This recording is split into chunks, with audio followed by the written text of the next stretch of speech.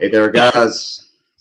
Mike here, Mike's DVDs and Blu-rays collection has gone live today for a special birthday celebration of maybe one of the last iconic legends that, well, I mean, there's still some legends, but to me, one of the best living legends that's still out there and actually still making movies and stuff.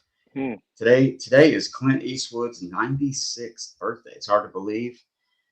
Still making some movies here and there. I don't know if we'll see any more, but man, he is going the distance, and he's quite a career. And today, I couldn't have one of these live streams with anything about Clint Eastwood without bringing Carlos in from Eastwood for Life fan channel. The man, the legend, the dude, one of the coolest guys on YouTube. Carlos is here. Oh, cheers. So say hello, Carlos. Hi there. Yeah, it's been a while since we've interacted, hasn't it? I mean, yeah, we've done a few Western sort of live streams, haven't we? I think we've done the Sergio Leone live stream with Dan. That was good. And then we've done a Westerns for Life podcast episode, didn't we? Fistful of Dollars. That was a good one as well. Yeah, man. That seemed like a couple years ago. So hopefully, it's cool. Just having. I've tried this a little bit, do some live streams with people and everything. So, but yeah. Anyways, I couldn't have this without asking Carlos if he wants to get in and talk about the man. We may hit on some of our favorites, top 10. Possibly we'll just kind of glance about our top 10 list and stuff. And we're going to talk about the man, the legend, just everything that Clint Eastwood means to us, and like when we first discovered him, and when did it really like hit you that, hey, I'm a fan, and man, if he comes out with another movie tomorrow, I'm going to see it. So I guess I'll start that off with you, Carlos. Like, I guess go back into the time machine and when you first maybe saw a movie with Clint Eastwood, or maybe just remembering something about him that kind of go, oh yeah, that guy.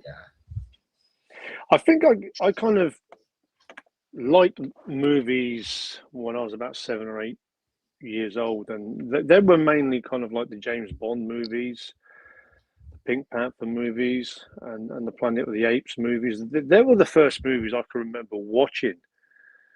And my dad's a huge movie fan, and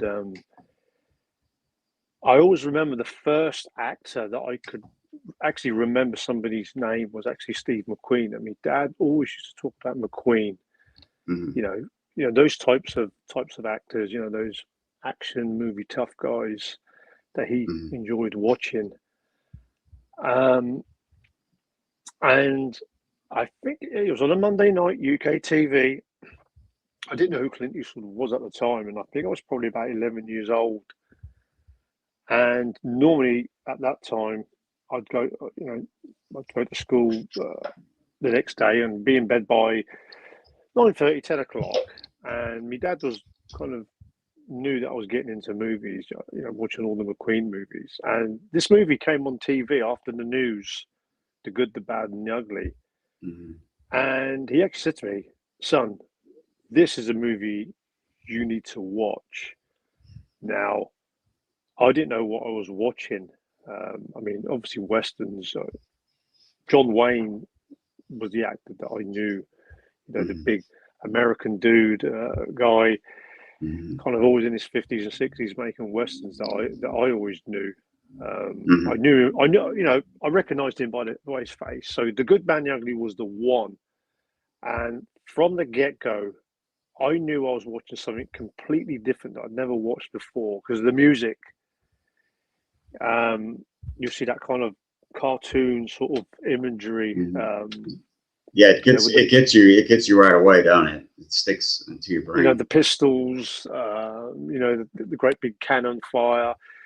That drew me in, and obviously, saw this great widescreen sort of epic sort of look and feel to this movie. And I didn't know it was a long movie. And obviously, as the movie goes into it, the style of it really had me hooked within the first 5 minutes. Obviously, you know, the Lee Van Cleef scene. Well, it was Eli Wallach and then the Lee Van Cleef and then the Clint Eastwood character. So you had a little montage of where they were at in the movie. Mm-hmm. Man, two and a, you know, near 3 hour movie. I knew I was watching something memorable. We've all been through that when we've watched something and then you're thinking about that movie the next day and you go to school, college, or work or whatever, talking about that movie, remembering that movie in your mind. So that was my first Clint Eastwood memory. And then obviously, you know, the video store days came around the corner and I was just renting all his movies and became I think I was a fan after watching The Good, the Bad and Ugly because obviously we had no internet then. I wanted to know who he was Mm-hmm. after Yeah, watching that movie. yeah, back then, if you happen upon a book or a lot of magazines, especially in the U.S., we'd have magazines everywhere you went, barbershop, or hospitals, anywhere you went, there were stacks of magazines and stuff. So, and of course, back then there was tons of like entertainment shows, like Entertainment Tonight and stuff like that. But I would say I met, or not met him. The first time I saw Clint Eastwood on TV was that really made an impression on me was probably the Every Which Way But Loose movie with the orangutan, because it's like you're a little kid, you see the little, like, say, monkey back there, like, oh, it's a monkey. No, it's a orangutan. Okay. So, but that kind of like stuck in your head, and you know, my sister is a couple years younger, and you know, and it seemed like on TV and in the U.S. anyway, they would always show stuff. It was always, you know, we didn't even have cable yet, but it seemed like it was stuff was on TV a lot. And but I really think that's what it was first. I can almost guarantee it. And then when I first saw, I guess I first saw The Good, the Bad, and the Ugly in the late '80s, and it was I think we had cable by then, and it was on one of the Turner, maybe it was on Turner Network Television TV. And of course, I caught the like beginning, or not the beginning, maybe the beginning, but kind of like I didn't watch it all because it was longer and commercials and stuff like that. But I would come back to it, and then it would be on every so often, and every time it was on, I would stop it. And who knows, I may have saw for a few dollars more halfway through it and thought it was the same movie that I saw before that I liked, but I couldn't put the two together yet, you know, because I didn't see the beginnings. But that, yeah, you know, Every Which Way But Loose. And then when I saw The Good, the Bad, and the Ugly, I was like, this is different. It doesn't look like a typical, quote, American type big big blockbuster or something of the day. Now we're talking. I mean, I turned 50 this year, so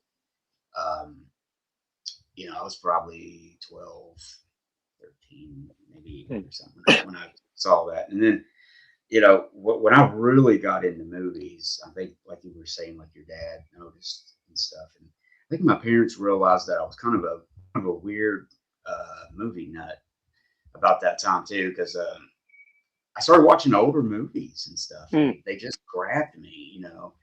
And Good, the Bad, the Ugly, man, just him with the cigar. He didn't say a lot. That's what was different from seeing something like Every Which Way But Loose. And it was just so over the top and kind of violent. Maybe it was violent to me or something. It just didn't look normal. It was different. Something was off about it. So so yeah, that was probably my moment. And but like I said, a lot of his movies would just show up on TV all the time, and sometimes you would catch part of it, and sometimes you'd watch it all. But once I became a movie guy, it's like, okay, I got to start this movie from the beginning. I got to see it from the beginning. It was like religious or something. It's like I have to watch it. You know, do not interrupt me or something. You know, like I'm watching this. But but yeah, that was it, you know. And we started renting movies probably in the early to mid eight. Yeah, it was probably like 84, 85. My dad got it. He actually got a Betamax machine instead of the Yeah. VHS because that was kind of a battle then and stuff. And I don't know why he went with that, but I early on I learned how to record stuff on it off TV and stuff. Yeah, there were the days. Yeah, it's like I knew more about the Betamax machine than my parents did. They didn't know how to set the clock. They didn't know, how to, you know. So me and my sister kind of took it over. So yeah, we would record stuff, and it was fun. And we would rent movies and everything. I can't remember ever renting a Clint Eastwood movie in particular, but you know, I remember renting like Raiders of the Lost Ark and stuff like that, Star Wars and stuff, of course. Um, but yeah, that was cool. And then, you know, I brought this out, but I got the laser disc of The Good, the Bad, and the Ugly. Oh, wow. And that was like the moment. It's like, okay, now I'm a collector. I like this. But back then you had a little bit of fun. You didn't have much money. So it's like I would save up money and then buy like a laser disc or a movie or something. But my big thing was just copying stuff off TV, like, you know, movies. Yeah, I was as well. Yeah. I mean, that was the best way to do it, you know. I think with me, as soon as my dad joined a video club, I remember he said to me, I was watching movies around the neighborhood friend's house. He was the first kid round the block that would have movies, and I saw Rocky, Dawn of the Dead, The Exorcist. These were the first movies. Eastwood, the pictures of him in the poncho were out there after I watched The Good, the Bad, and the Ugly. I did not realize how you know, this guy was pictured. Those movies were pictured quite a lot in movie books. So when I used to sort of go to my sort of local library and go through these movie books, they were there. The pictures would have of Eastwood in those dollar movies. And when it came to the time when my dad, you know, most households would you know, families would have a video player. In the UK, if you rented a TV, that was a thing back in the day. Then the video was part of the package. We owned our TV. My dad owned our TV, but he bought a video. So in our local town, there were kind of like these places, rented TV stores. The next thing was home entertainment videos. So that was the next thing in sort of home entertainment, watching movies. So when the video stores, and they were independent before they became kind of a chained video store, like mom and pop stores and stuff, Blockbuster and all that. Yeah. The very first, and I was already kind of reading up on movies, and I always remembered the cover of Harry Callahan holding the badge from the Enforcer. So my dad actually said to me, "Son, just pick a couple of movies and I'll see if the video man has got them." And it wasn't actually a video store. This was actually a mobile guy with a van, and he'd have his tapes in the back. So the first movie was The Enforcer. That was the first one the very first VHS movie that I watched. And then obviously, you know, The Good, the Bad, and the Ugly on TV. Now The Enforcer, and now, you know, it's time to kind of tick off all the movies from this guy. And like yourself, you know, that's interesting. As a movie fan, you're hunting these movies down, whether they're on in the video store, or if they showed up on TV. You know, you'd get your sort of your TV magazine, and you look through the channels, and you maybe circle a Clint Eastwood movie that's going to be on, say, 9 p.m. or 10 p.m. and sort of you'd add these movies and you'd want to record them to your collection. That's what we were doing, and so I think the first one I recorded was A Fistful of Dollars. That was the very first Clint Eastwood movie I recorded, and that became a cool thing, that you recorded a movie. You make sure all the adverts got taken out, so you sort of compact the movie. Yeah, you eventually figure that out, like how to do stuff. Oh yeah, I mean, we had a couple of channels where we had two channels where they didn't have adverts, and we had two channels that had adverts. So I'd always prefer the Eastwood movies on the channels without adverts.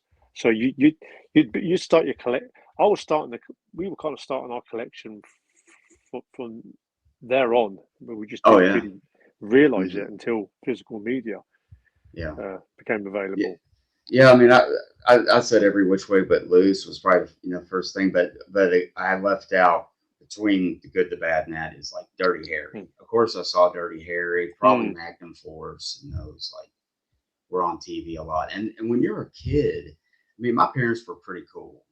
Like I could watch a movie with language or something, long as I didn't repeat it. Act dumb about it. You know what I mean? Mm. Like you got a bad, it was cool. They were cool with certain things. So like shoot 'em ups and stuff were just normal things. So it's all Dirty Harry, and of course Dirty Harry, Magnum Force. Some of those probably blended together like the Eastwood westerns. Because you catch them as a little kid, and you don't really oh wait a minute, this is that one. And you're got them all mixed up and stuff. But yeah, we had like it was weird back then. We had like three channels, and somehow or another we picked up HBO, which was a cable station, Mm. of course. And I don't know how we got it or something, but maybe they paid for it. You could do it like that back then. I don't know. It was weird, but I remember getting a little HBO guide every month.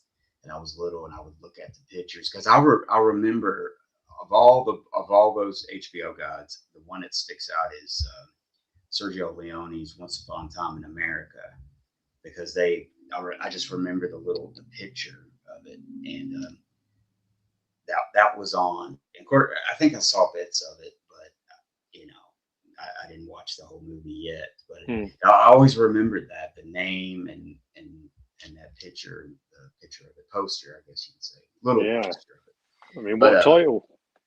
yeah, like Once Upon a Time. Oh, okay. So I was way before like Once Upon a Time in the West or anything like that. But yeah, man, those early days were so interesting and different. Like everybody's got their own, little story of how they, started with movies and stuff. But let me catch up on some of these comments here. Mm. We got some cool people up in here. I think we got Alan, and we got good old Jim. We got Physical Media Lives, which is Alan. out. Yeah, that's Alan. Okay. Yeah, he's a There's great guy. Yeah, yeah. He said, "Good evening, Mike and Carlos. Wonderful, ideal celebrating such a fantastic icon of cinema on his 96th birthday. One of the few actors I can honestly say I've never seen him in a bad film, which is Yeah. pretty true. Yeah." He also continued to say, "Well, I'd never say he's a phenomenal actor, but I do feel he's underrated and has done roles that he wasn't considered right for, but did really Mm. well in, like Bridges of Madison County springs Yeah, to he was good mind." in that. Yeah. There's Jim saying hello to all of us, Hi there, Jim. and let's see here. But yeah, I think like Jim, I've heard stories from Jim, like, he saw a lot of drive-in movies and Mm. stuff. And that's how he started. Let's see who else we got. Figure out my little computer here. Jim. Okay, Jim says the first movie he ever saw with Clint Eastwood was The Outlaw Josie Wells, at the cinema with his family, and Oh, my life. great movie. Yeah, and he said my life changed that night, and I'm not joking. Because he said I was 9 years Mm. old at the time, and he thought that Clint was the coolest guy, and still do actually. Mm. Alan goes on to say, I think one of the most rewatchable movies is In the Line of Fire. Yeah, that's a great one. That. Yeah, that's one of his best ones of the '90s. The good guy always needs a compelling bad guy, and John Malkovich is Yeah, excellent. well, And yeah, oh yeah, yeah, like he great. could really, yeah, he could play some slime balls if he wanted to. Yeah, great villain. Yeah. Let's see, we got Stacy up here. Hi there, Stacey. Yeah, let's see. Yeah. Jim went on to say Malkovich is awesome. Stacy, favorite scene in Line of Fire? He's asking us. She's asking us. I've gotten mixed up there. Yeah. Favorite scene in the Line of Fire. Sorry. I think probably the ledge scene. I thought that was a real tense scene. That one. Yeah, gosh, man, it's been so long since I've seen that. I can't even remember much about it. I think I've only actually seen that once, believe it or not. Let's see. What else we got? I always have some people really handle comments really well in live streams, I've noticed, and I'm just kind of like, so it looks like we got Gareth here. We got Elvis King 98. Welcome to the Cheers for tuning in. The stream. And then we got Hugo Papas, Pixar movies, Cars on Blu-ray, 2016 reprint, Disney Movie Club exclusive. Okay, I think he's talking about being part of the Disney Movie Club, I believe. Let's see, we'll go down here. 12. Okay, Jim says 12 ribs his ass. What? I think I'm missing something here. What did he say? Sorry. Okay, guys. I think a lot of people just saying hi, actually. Stacy goes on to say, what's your favorite all-time Clint Eastwood scene? It's got to be the finale in Sad Hill in The Good, the Bad, and the Ugly. I mean, that scene, I always think that scene is going to go on longer. You know, I pray for that scene to just get longer each time I watch that because it's just breathtaking. I mean, even even as a young movie fan watching that it was just with the editing and the music. Yeah, I mean, those went to swell and just the close-ups and the tension. It's so perfect. It's just so perfect on that. And I know Sergio Corbucci went on to do like The Mercenary. And is it in The Mercenary or Companeros where they have kind of that? He done it in The Mercenary. I mean, they try to do it in other westerns, but I think you can't do it as good as that. I mean, even people say that Sergio Leone, Once Upon a Time in America, it's kind of it is a perfect finale to kind of end the West. I get that, but I always say the difference between those two movies. Once Upon a Time in the West had the perfect beginning to a movie. I mean, that was tense, but then the finale of that movie doesn't match to the finale of The Good, the Bad, and the Ugly because I knew Blondie wasn't going to get it, but I wasn't sure out of Angel Eyes and Tuco who was going to get shot because obviously, I was hoping more it was going to be Tuco because there was no way that Blondie was going to forget the way he was getting treated in the desert. It just made more sense that he had to take out Angel Eyes because he was a great villain played by Lee Van Cleef. Yeah, I would have to say my favorite scene. There's so many. A lot of people would say do you feel lucky punk scene from Dirty Harry? But I would actually say the first time he shot the rope on Tuco's, where he was first getting hanged or hung in, towards the beginning of the movie. Because I didn't expect that. And that was the first time I had ever seen that, like in any kind of movie before. So it was just like, oh yeah, that's a good ideal, And then they came up with that plan and stuff, which was just brilliant and everything. So as a little kid or young teen, you're just like, wow, that's cool, Let me catch up on some more commercials, comments here. Physical media lives. Alan says, I bought my dad a Dirty Harry box set for Christmas. It had a replica of his police badge. Dad used it instead of his bus pass and used to tell the driver to make my day, which is funny.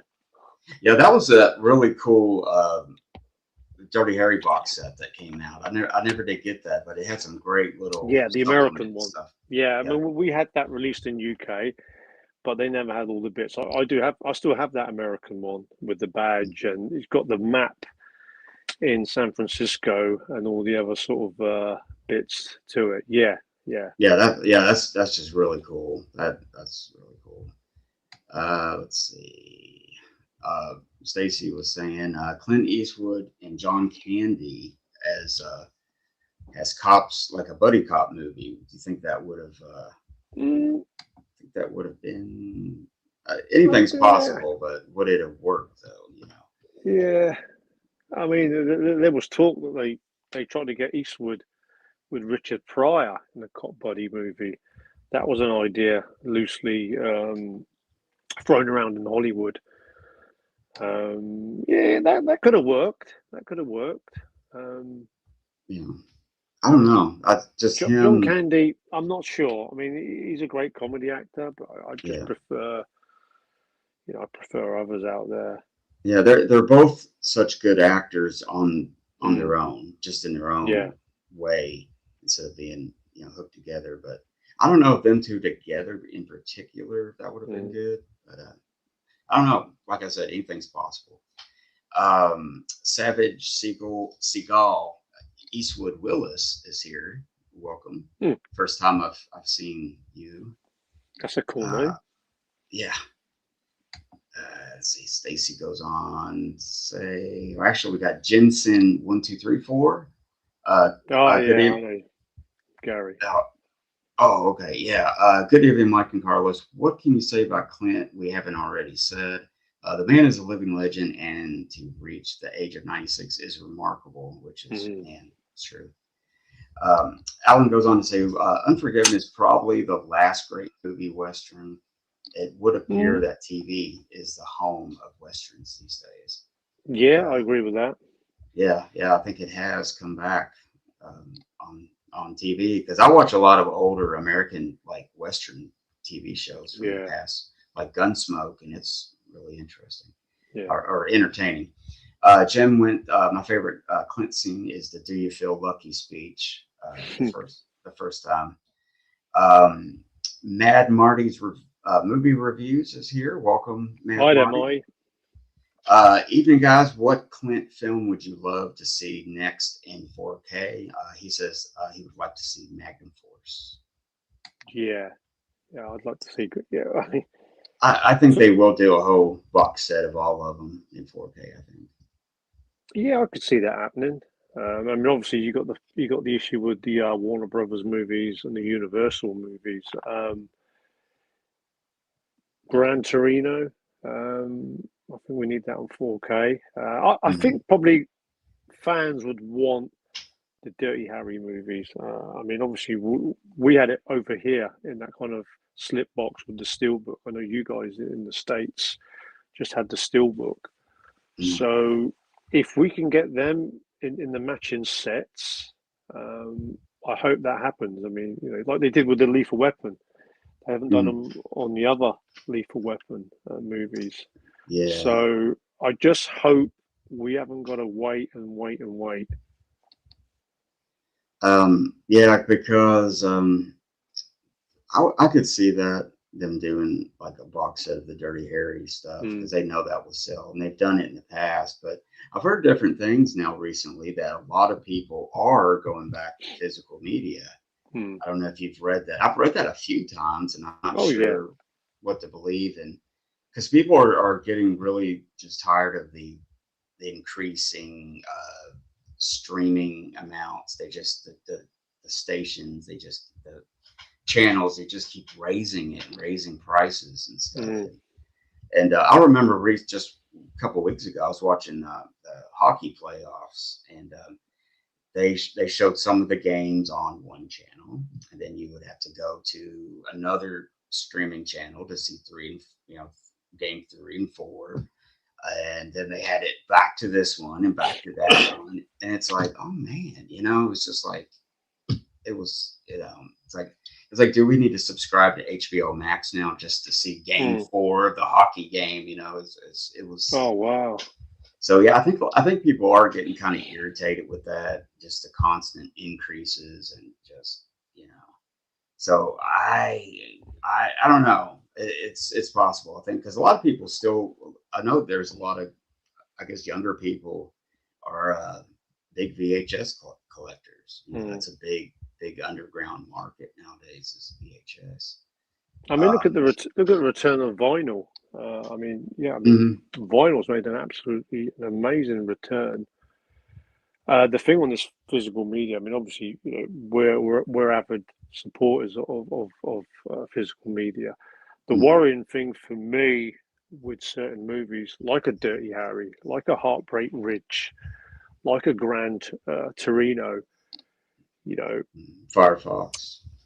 you know, certain sort of racist remarks and scenes in that our streaming services are going to show those movies uncut, or are they just going to kind of, you know, make their own versions of them? I mean, we're kind of getting into that sort of world again where we're not seeing movies as a whole. You know, they're taking Mhm. certain bits out. Yeah, they can do whatever So they want. You know. yeah, that's why I own my movies, like you own yours. It's just having the freedom that we own those movies, those versions. You know, in what's said in the violence acts in these movies, we want the full version as we saw them. Yeah, I'd hate to go to streaming and sort of 10 years down the line they start cutting movies to pieces like Full Metal yeah, Jacket and stuff like that. yeah. I think the individual should be able to, Oh, you know, absolutely. say what they want to watch, what they want to see. It should be their choice to see it the way you know, and that's the way it should be. And I know I've heard a lot about like if you buy digital movies sometimes, or you're watching them on they disappear. Like if you have Mm, them for so long, and I don't keep up with any of that. I watch some stuff, but I don't buy anything or store anything digitally. So I'm mm. not really sure on that. But I've heard different stuff. Let's see. Jim, go back here. Jim's second favorite is I think he's saying Magnum Force. Unforgiven after he kills Little Bill and yells out the town that he'll kill everyone and everything if they Yeah. fuck with him. Yeah, that's a good scene. Stacy said thanks. Let's see. I know I'm part of a small group, but I actually enjoy City Heat. Now this is Alan. It's not a brilliant by any stretch of the Yeah. I, imminently watchable though. I What do you actually what do don't mind. I actually don't mind City Heat. It did get sort of didn't get great reviews. It was just nice seeing him and Burt Reynolds up you there. think? I always kind of thought maybe Burt Reynolds thought of himself to be a lot more than what he actually was. If I'm really honest, yeah. I mean, I'd rather would have seen sort of Eastwood with McQueen or Eastwood with Bronson rather than Eastwood with Burt Reynolds. But that's just Mm, me. yeah, Burt Reynolds was really marketable there, and that movie Mm, came out in what like 1984 or something. mm, So, see, he's another one of those guys like he was always on TV, you know, all kinds of yeah, movies, and you know, Smokey and the Bandit. And I yeah, remember when the Best Little Whorehouse in Texas was yeah. announced, and With Dolly just Parton. just saying that name, like as a little kid, it's like I didn't know. It's like, can I say that word? Is it a bad Yeah, word? You know, it was kind of racy to me. It always yeah. caught I my think mind. what used to hurt me with Burt Reynolds was he done too many comedy movies. For me, I know they were successful and they earned money on the box office, but I love watching him in movies like Sharky's Machine and you know like The Longest Yard. You know, I kind Mhm. of liked him in those kind of more action tough guy sort of roles. You know, Yeah. Smoking the Bandit, the Cannonball Run movies. You know, Hooper. You know, they were, you know, you know they were kind of hits, but Hmm. I think when he's kind of returned to kind of the more sort of tough guy sort of movie roles, it Hmm. was kind of like the late 80s, early 90s, and he was starting to show his age a little bit. You know, movies Yeah. like Yeah. Heat, Malone, Yeah. Stick wasn't a bad one, Yeah. but you know, nothing compared to what Eastwood was doing. Now he did a movie in 1989 called Breaking In, where he's showing a younger guy how to be like a, I guess he's a burglar or something, which I thought that was Mm, really good. I, I, mm, I bought it recently and think, yeah, mm. it's really good. I remember at the time they really applauded him for doing that. I mean, let's not talk too much about Burt Reynolds, but I have to mention like when he's Yeah, dramatic, like Deliverance. There's a yeah. western that he's in called "The Man Who Loved Cat Dancing," which has always been one of my little underrated gems. He's dramatic. He's got a little bit of that slight funny charm going on, but for the most part, he's dramatic and he's really good and stuff. So I don't know. He was all over the place. And Mm. back then, it was like Clint Eastwood, Burt Reynolds, and stuff. A little bit of Bronson growing up in the early days. I didn't see Bronson too much yet. So try to keep up with these things here. Jim, okay, what are we doing here? Oh, Jim was saying that Alan's in his own little village of his own because of that Mm, liking that. mm. Let's see. Stacy was saying favorite Kyle Eastwood performance. I did like him in Honky Tonk Man. I mean, Oh yeah. Mm-hmm. that movie is one that grows on me. It's one that I didn't like from the get go, but Mm-hmm. the more times I watch it, I do enjoy that one.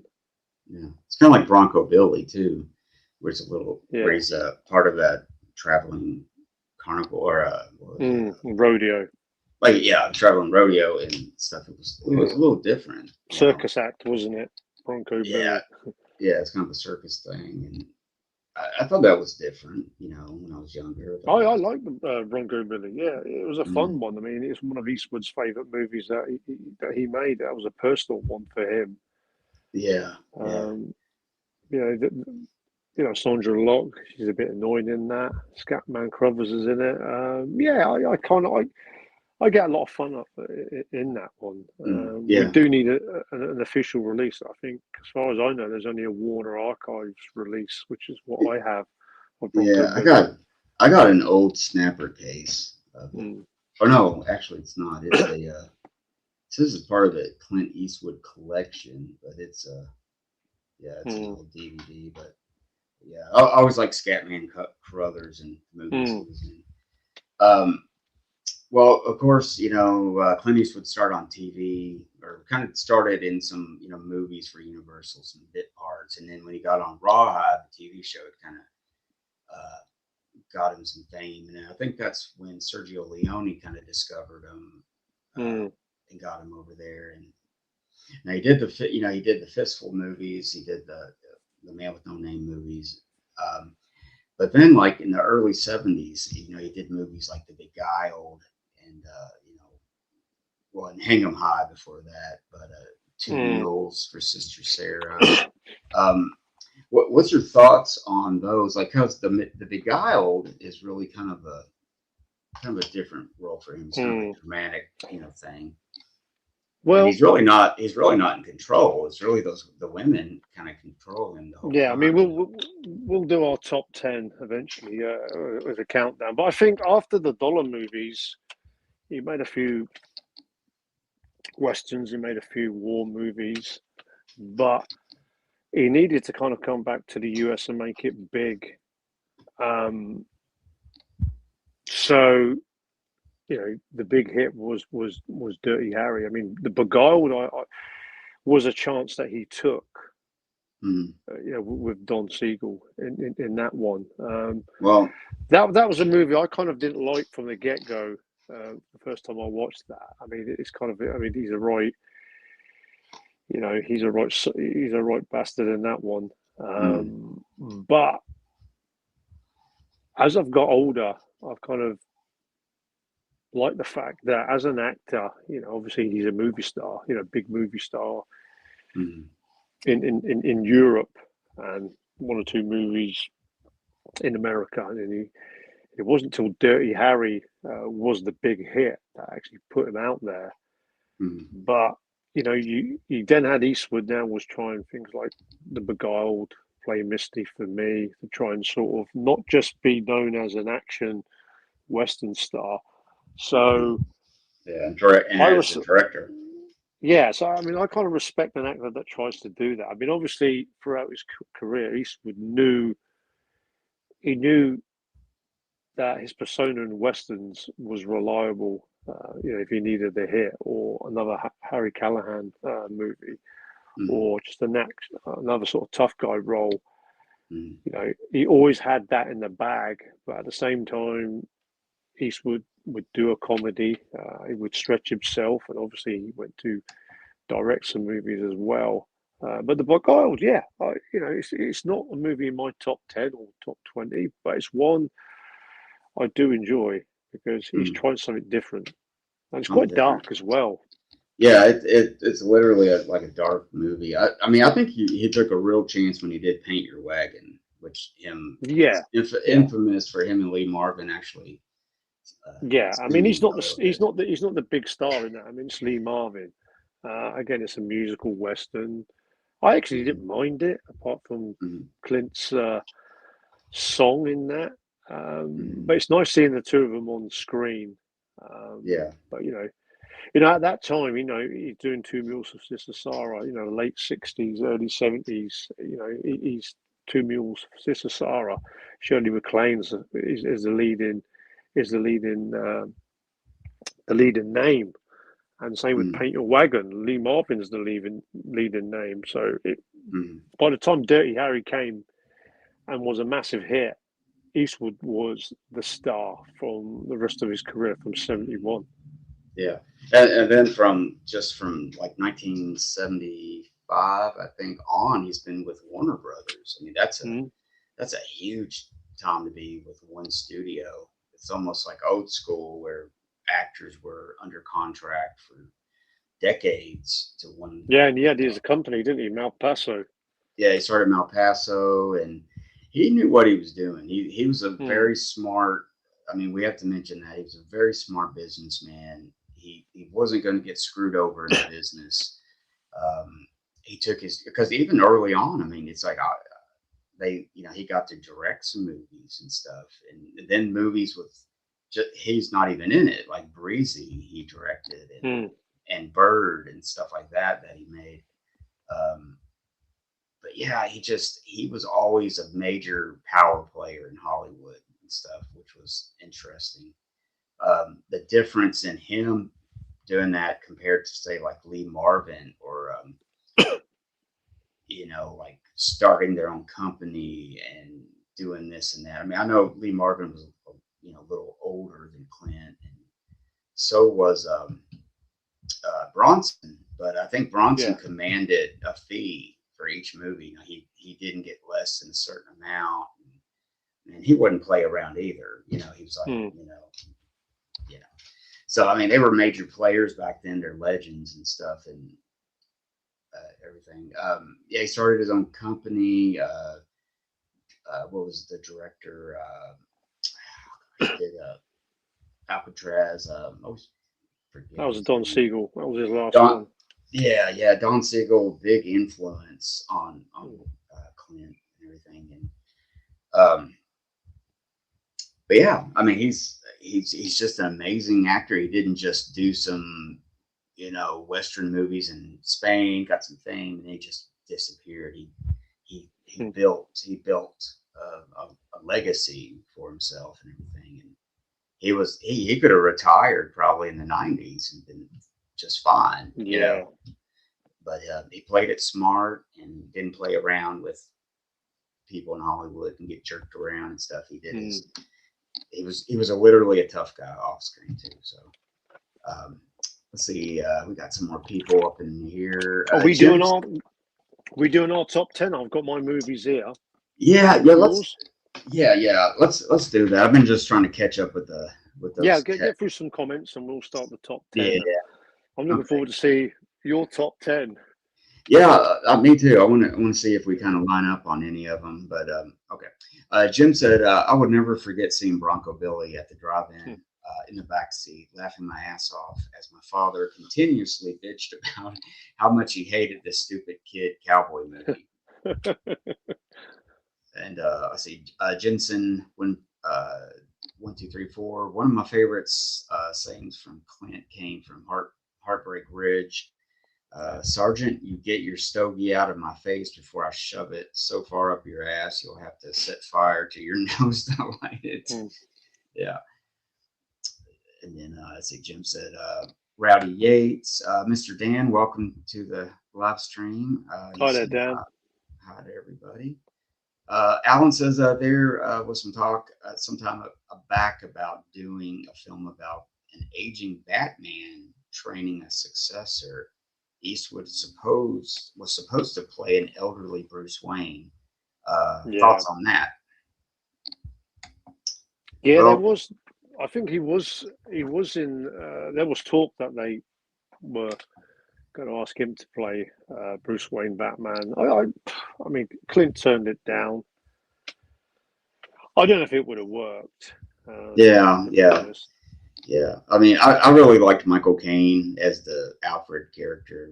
You know, I know it's not the same thing, but I thought he was really good in those later ones as a great actor, Michael Caine. Let's see here. I'll go down here. Oh yeah. Sorry, I'm always catching up with these things. One of my favorite sayings. This is Jensen saying from Clint. Oh yeah, we got that. Okay, good. Let's go up in our top 10. Carlos, what's yours? How do you want to number 10. Okay, number 10.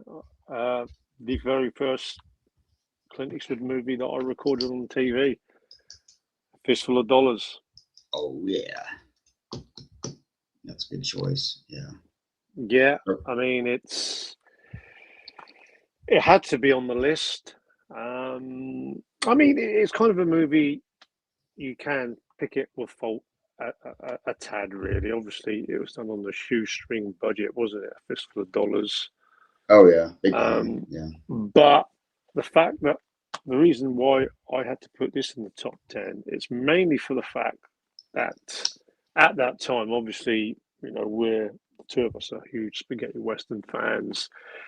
They'd made 20 to 25 spaghetti westerns before, and they were kind of more American styled with an Italian production. But this one, obviously, Clint, you know, plays the stranger.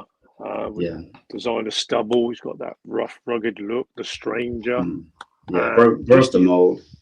Just the overall style to the movie, and obviously with the success of A Fistful of Dollars, then you had all the Italian directors would follow suit and would do a Euro Western, Italian Western, or spaghetti Western, however you want to call them. Yeah. And would use kind of like the platform, the tropes in this movie. Yeah. You know, obviously, other spaghetti Western movies would use a bearded stranger, you know, whether he was an Italian actor or an unknown American actor. So, yeah, I mean, I love the soundtrack. Obviously, Nino Morricone is in this, Sergio Leone, obviously. Gian Maria Volonté really adds to it, so it had to be in my top 10. I mean, I did have it a little bit more higher in sort of, you know, but it's still hanging in my top 10, and it has to really, because it's historic. It's the movie that really put Eastwood on the map as an actor, and obviously he was basically just took the role of this. On a holiday trip, really, because I mean, he wasn't contracted to making movies in the US, because he was still contracted to the TV series Rawhide. So you know, Eastwood took a chance. He took a few props, and he came out big. I mean, he actually said he didn't think it was going to do anything, but at least he was going to get a holiday out of it.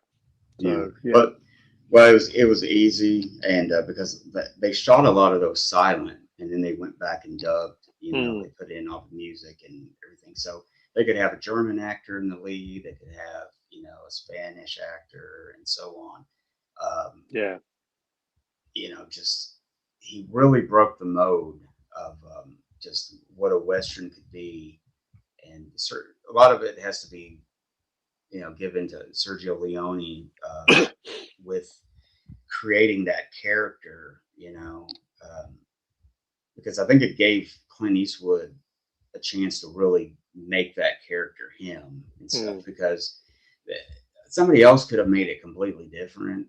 Maybe they would have wanted a bunch of lines to say and be dramatic or something, but he went his way with it, and it's great. Turned out, the beginning of his career, I guess, his real career, boosted him, and that was it. After that, it was no looking back. For me, number 10, I got Thunderbolt and Lightfoot, which has been a movie that it's really grown on me in the last 10 years, just how funny it is with just the scene with the raccoon in that car, and you're watching it, you're just like, what in the hell is going on? It's like that was just out of nowhere, crazy scene, just like bonkers. This guy and Jeff Bridges is hilarious, and he's good. And George Kennedy. George Kennedy is great as Red. He's trying to the whole time he doesn't know if he's trying to kill Clint Eastwood or be his friend. It's just so I don't know. I always get a good laugh out of it, so it's kind of moved up the list for me in the last few years. So yeah. And it's also the beginning of Michael Cimino's career with that and stuff. So that was pretty cool. Yeah, that one's I have that in my top 20. I do like it for the cast, and even Jeffrey Lewis is in the movie as well. It's got a great cast. I mean, for me, George Kennedy is actually probably my favorite in the movie. Obviously, he would also do the Ogre Sanction with Clint Eastwood, but I preferred his role in Thunderbolt and Lightfoot. Yeah, and obviously you got a very young Jeff Bridges who does get really bashed up quite a bit towards the end of the movie. Yeah, I mean it's a good movie. I do like there is some funny moments in the movie. Thunderbolt and Lightfoot. Yeah, I mean Eastwood kind of plays. I mean. I like the pairing of him and Jeff Bridges. I mean, because Jeff Bridges kind of looks up to him a little bit, but George Kennedy in the movie is just not trusted. Yeah, it's a good movie. It's quite I've always said Thunderbolt and Lightfoot is quite underrated for me. Yeah, it is, and he worked really well with Jeffrey Lewis, and he appeared in some of those movies with him. He worked well with him. Yeah, it's I moved that up. It was usually about 12 or something in my list in the past, but I've watched it a few times and everything. So, do you want to go with number 9, and then we'll maybe do these questions? Yeah, do you want to go through some comments? Then we go to number 9. Yeah. We do that every sort of. Yeah. Okay. We got Jim here. I would never. Oh, I already read that. Darn it. Okay. Alan, there was. Oh man, I'm behind on it. Okay, here we go. My computer is silly with me, but okay. Jim was saying looking forward to Tuesday because Mr. Dan is going to be on Talking Movies with Sean Kinney and Jim, which is I'm going to plug that show for Jim right now because it's a great live stream. Comes on every other Tuesday. And they're great guys. Sean Kinney and Jim, great good team guys. and good get. And they're going to have Mr. Dan on there, who's excellent, also in his own. Let's see. He said, Jim said, I made a list the other day. What was it?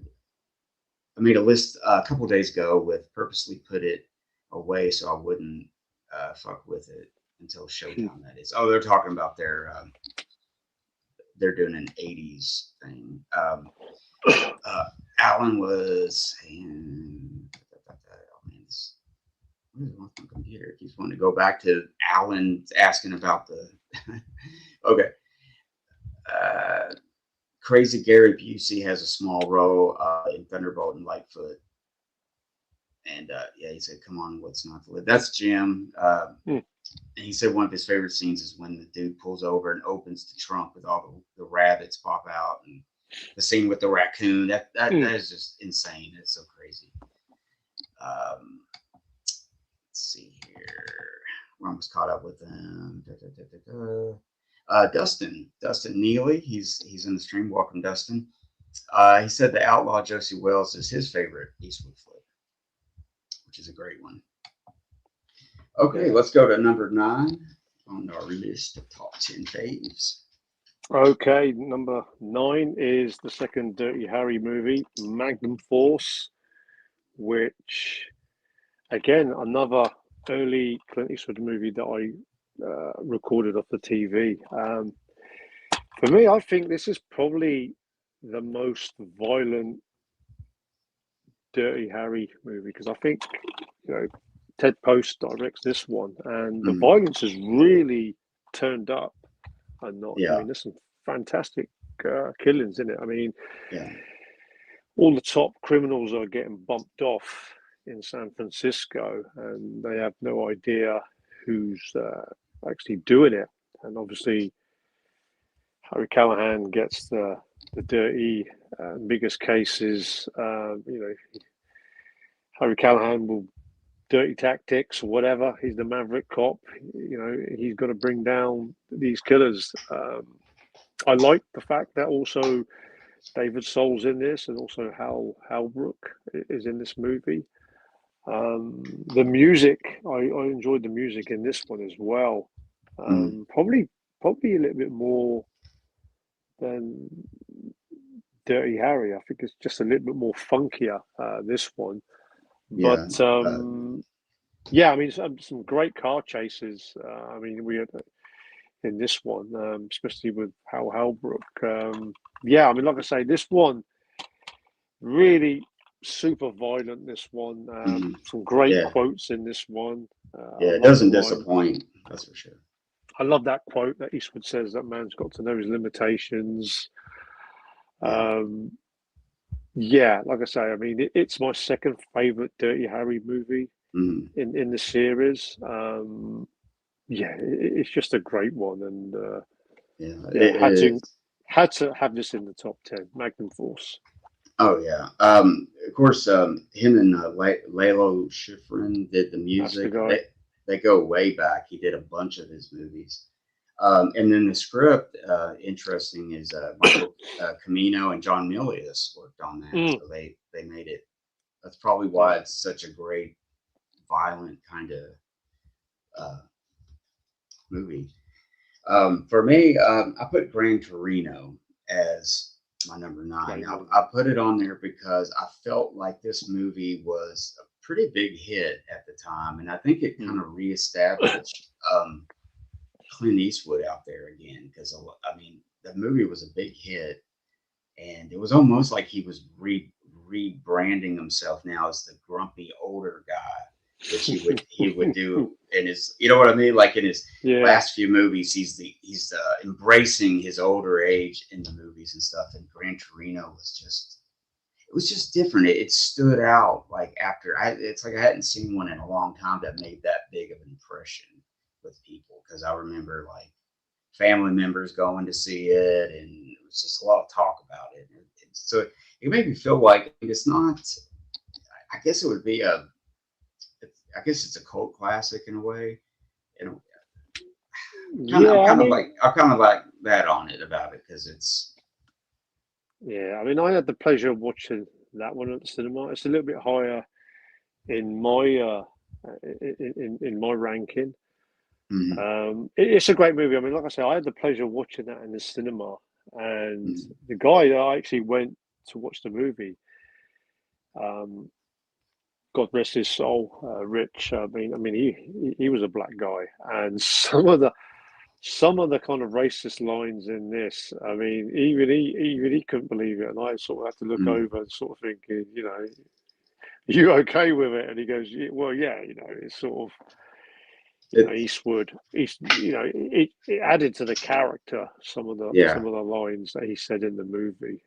Yeah, exactly. He's just mean in a way. He's kind of like, you haven't seen that in a long, long time. And yeah, it pushes the buttons, man. It's a crazy script. I can't think of who wrote it, but I mean, I agree with what you said. He's kind of rebranding himself as an actor with these characters, where some of those stars, like Stallone and Arnie, they would kind of always play kind of younger sort of characters, but Eastwood didn't go down that route, like he did with the Mule. He played somebody in his 80s. And it kind of looked, Eastwood never had that sort of problem where he had to play a younger man. So Gran Torino, it fit the bill in the type of character that he played and the look that he had. He had this kind of rough, rugged look about him.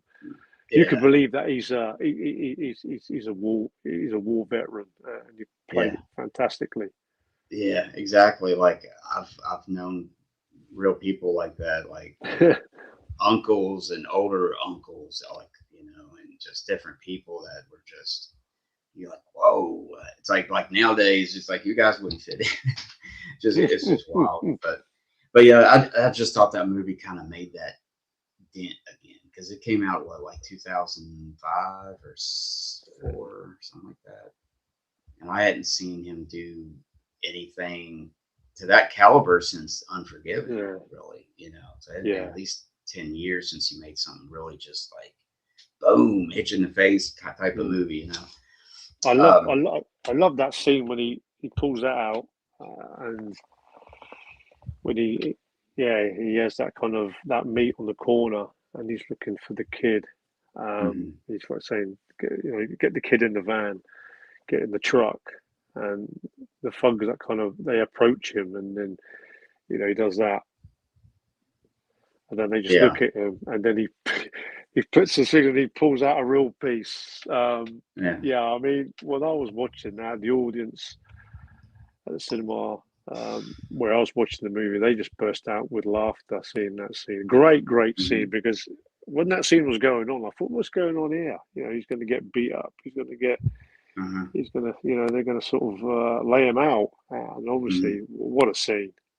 Yeah, they didn't know what to make of it, I think, because, maybe in another movie he would have gotten beat up, but that one, I think they were. For my number 8, I put Fistful of Dollars, the first one. Absolutely love the movie. And it's supposed to be it's supposed to be. Yeah, they're not. I was going to say they're not exactly in. Yeah, they're not in order of okay, you go. Okay. Exact, but it's on there. It's I don't know where to put them as far as on, but they're in my top 10. So yeah, Fistful of Dollars, and man, after seeing, I saw Good and Bad, Ugly first, and it was a few years before I ever got to see Fistful, because it didn't seem like they showed that one on TV as much, and I think I had to end up renting it, and I used to copy stuff. I would rent movies and copy them even to VHS if I could get away with it. Some of them have like Protector on there, and you couldn't. I think it was called Macrovision or something, and it would mess it up so you couldn't copy it. But I mean, I wasn't selling them. I just wanted a copy of it. So I think I had rented it and copied it and stuff afterwards.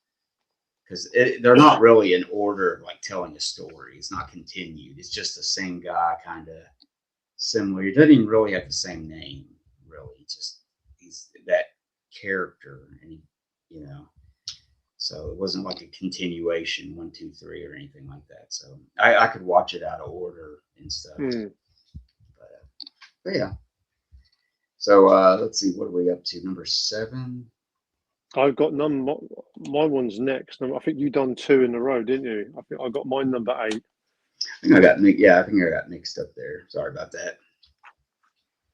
Yeah, I think I went first, and I think you done 2 movies in a row. Whatever way. Yeah, look at me hogging all the. Sorry about that, man. So that was your number 8, Fistful of Dollars, did you say? Yes. So I think Okay, we're up to 7 now. I got my number 8 because I've only done number 10 was Magnum Force, number 9 was Fistful, and now I've got my number 8. Oh, okay. Yeah, we started talking about Gran Torino, and I got all Yeah, off. yeah. Okay, my number 8, a Western that first time watch, it didn't really hit the heights for me, but definitely in the last 10 years, this movie, High Plains Drifter, has really, really grown on me because it's kind of Mm-hmm. like, it's more to the fact of the supernatural feel to Mm-hmm. the movie. Obviously, Eastwood plays a stranger in this. He goes to Lagos and they don't, I mean, fantastic opening to the movie. I mean, this Western, I mean, Eastwood is, you could tell he's really paying homage to Sergio Leone, the way it's Yeah. shot, the intro. Um, Again, he plays a stranger. Yeah. Really, really dark um, movie, this one. And this is Mm-hmm. Eastwood's first Western that he actually directed. And without giving too many spoilers, because you don't want to go into spoiler territory, Mm-hmm. the ending of this movie, wow. Um, Mm-hmm. what a great, great ending. I mean, Jeffrey Lewis is also in this movie Mm-hmm. as well. So High Plains Drifter, I gotta, if you would have asked me 20 odd year ago, it probably wouldn't have been in my top 10. But in the Mm-hmm. last 10 years, it's really, really grown on me. Yeah, me too. Um, Yeah. it's just such a fantastically shot Western. And I think it's kind of one that's overlooked because, you know, obviously people are going to talk about when they think of Eastwood in Westerns, they think of the dollar movies, Josie Wells and Unforgiven. They're, Mm-hmm. they're the ones that they come up with first. But High Plains Mm-hmm. Drifter, I will say, if people, mainly horror fans who don't like westerns, this one would be an interesting one to watch. High Plains Drifter, Yeah. very, very dark. I mean, look at that cover. I Yeah. mean, That's a great release from Kino. Yeah. It's just a great movie, and it like you said, like 20 years ago, you probably wouldn't have put it there, but it's really like I've seen it, a few times, and once I've watched it, in the last 10 years, and really caught on to the supernatural element of it, it mm, makes the story different in a way because like I've seen it mm, like 3 or 4 times, and I don't know how I just didn't catch on to it. yeah, And once you catch on to it, it's like, wow, it's just badass.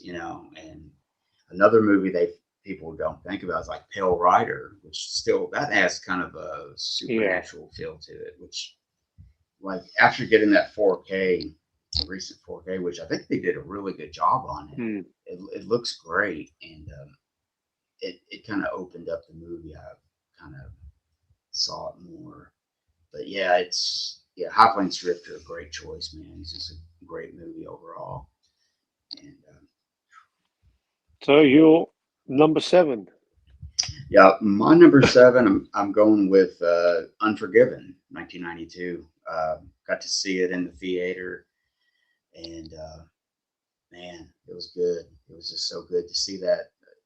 It was the first Western I got to see on the big screen, and it was just slightly magical, if I can go there with that. It was just like, man, this is like so cool to see that on the big screen, and like he came back, like you hadn't seen him in a Western since like what, Pale Rider in '85, and Mm. he came back, and he was a little bit of a different Clint Eastwood Yeah, character.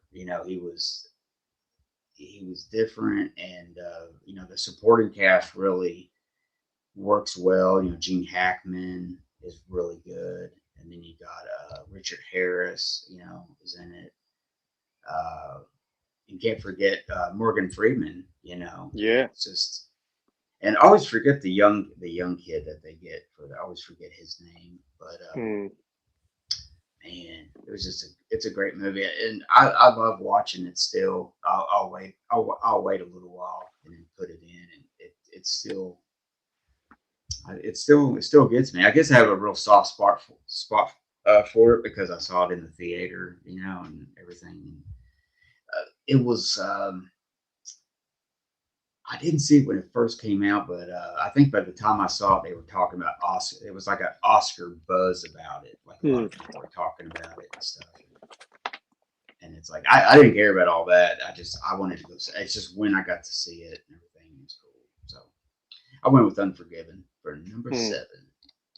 I'd watched that one in the cinema as well. I did get to watch Power Rider, which Power Rider would be in my top 20.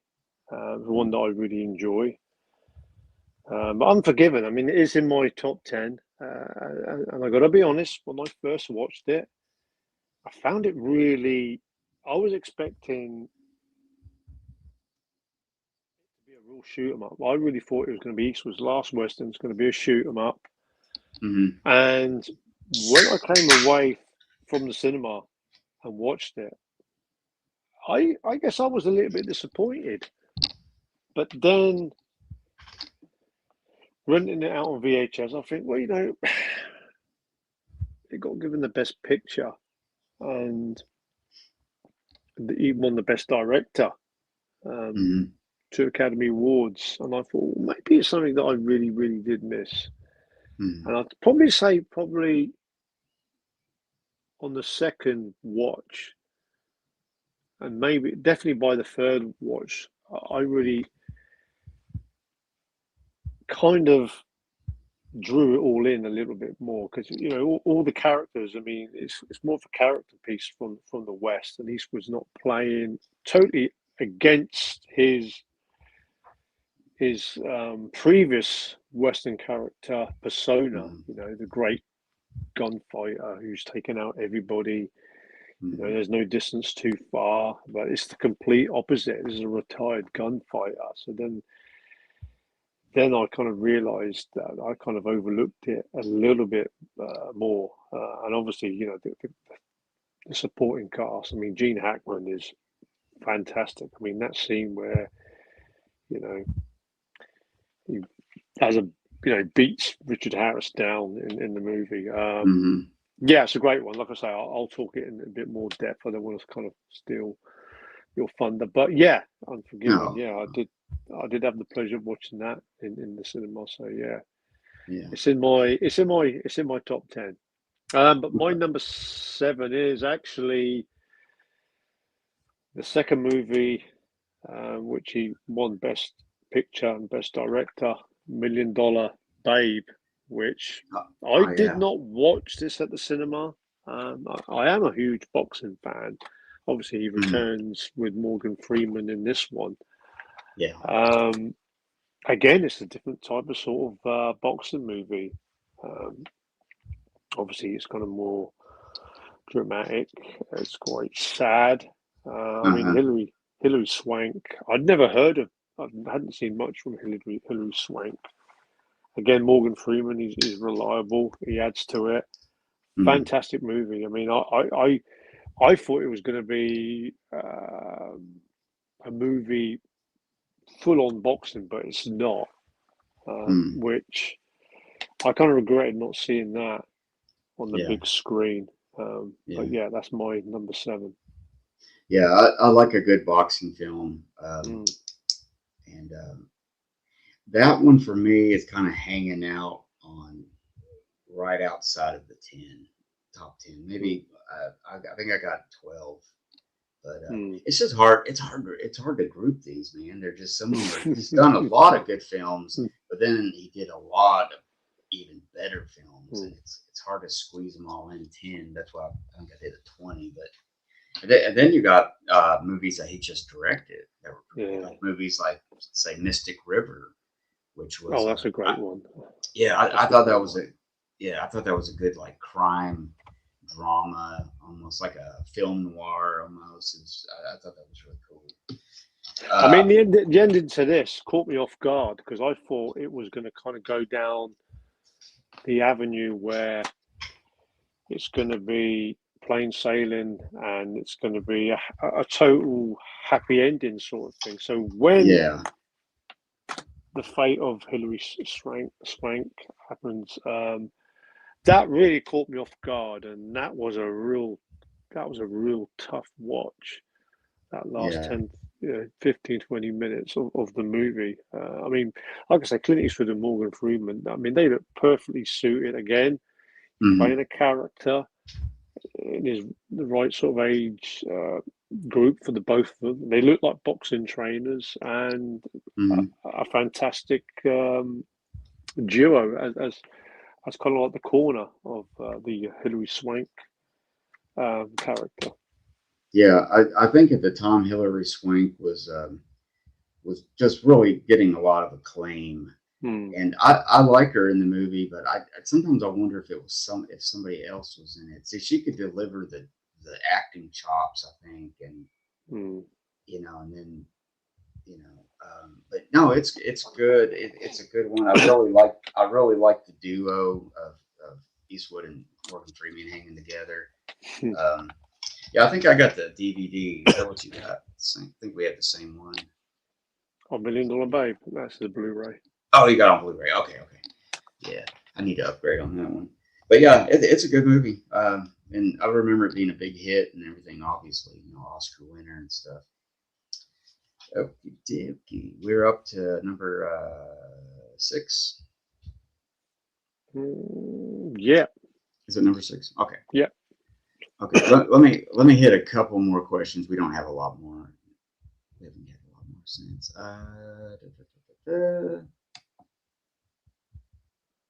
Okay.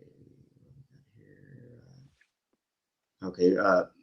Alan, there was a few others left, but the definition of a movie star is forever changed. The movies these days are more like content now, short cinema release, and then on to streaming.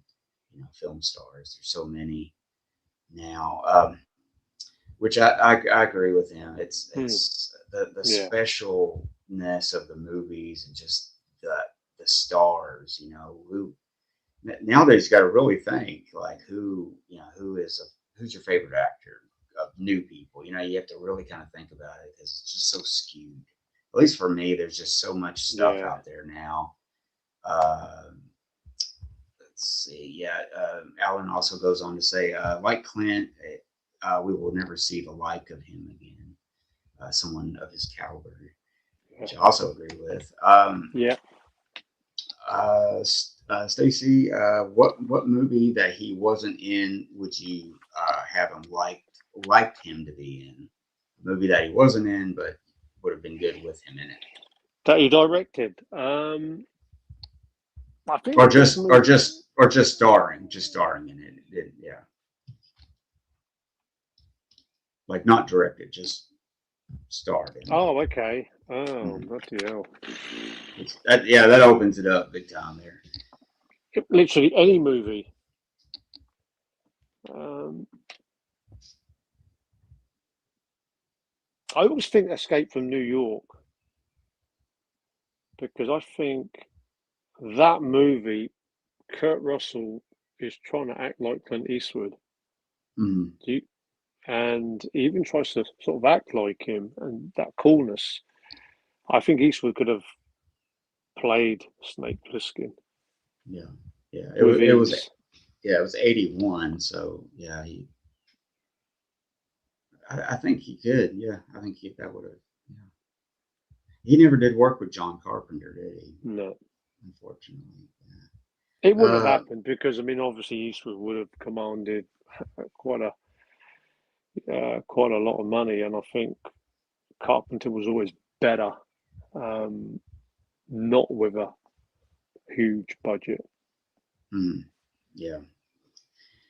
Yeah. I don't know. That's a hard. Stacy always asks some hard questions sometimes that takes me a second to. I'm not really sure. I mean, like you said, a lot. There's so many. Like, you know, he could have been in for sure. Especially the time period of like say 77 to 87, 85. He could have been in a ton of different kinds of, you know, big hit movies that other people starred in. You know, I mean, off the top of my head, I mean, the 48 Hours idea could have quite easily fitted with Eastwood and Richard Pryor, if Nick Nolte and Eddie Murphy. That one sticks out quite a Yeah. bit. Whether Yeah. Eastwood would have done that with Richard Pryor, Mm-hmm. but you know, those two for me, I think Eastwood quite easily could have done. Mm-hmm. Yeah, I forgot about that. That was, you know, the question from earlier, like, you know, John Candy and Eastwood together. That's kind of like a buddy movie. But yeah, yeah, the 48 Hours. Yeah, I think that would have a script like that. Yeah, he would have been perfect in it probably. Uh, if you know, I don't know if would you think Walter Hill would have directed that, or would it have been a different Well, situation? again, this is all just kind of Yeah, yeah. yeah, but sometimes you put the director in there because it's like, well, it's Walter Hill. Yeah, that's a tough one, but yeah, I think Nick Nolte pulled that off, you know, Yeah, he perfectly did. and stuff. He really fit that. Let's see.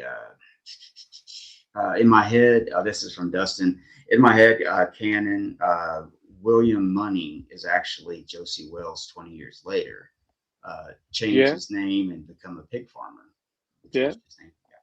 Yeah, yeah, absolutely, absolutely, yeah. yeah. Dustin goes on to say both are former Missouri farmers and notorious outlaws who fought in the Mm, Civil War. Yeah, yeah, that's a good one, yeah. Dustin. I didn't even think about that. Mike Barrett's here. Hey, Mike, how's it going? I don't mind. Yeah, he's shouting out Dustin.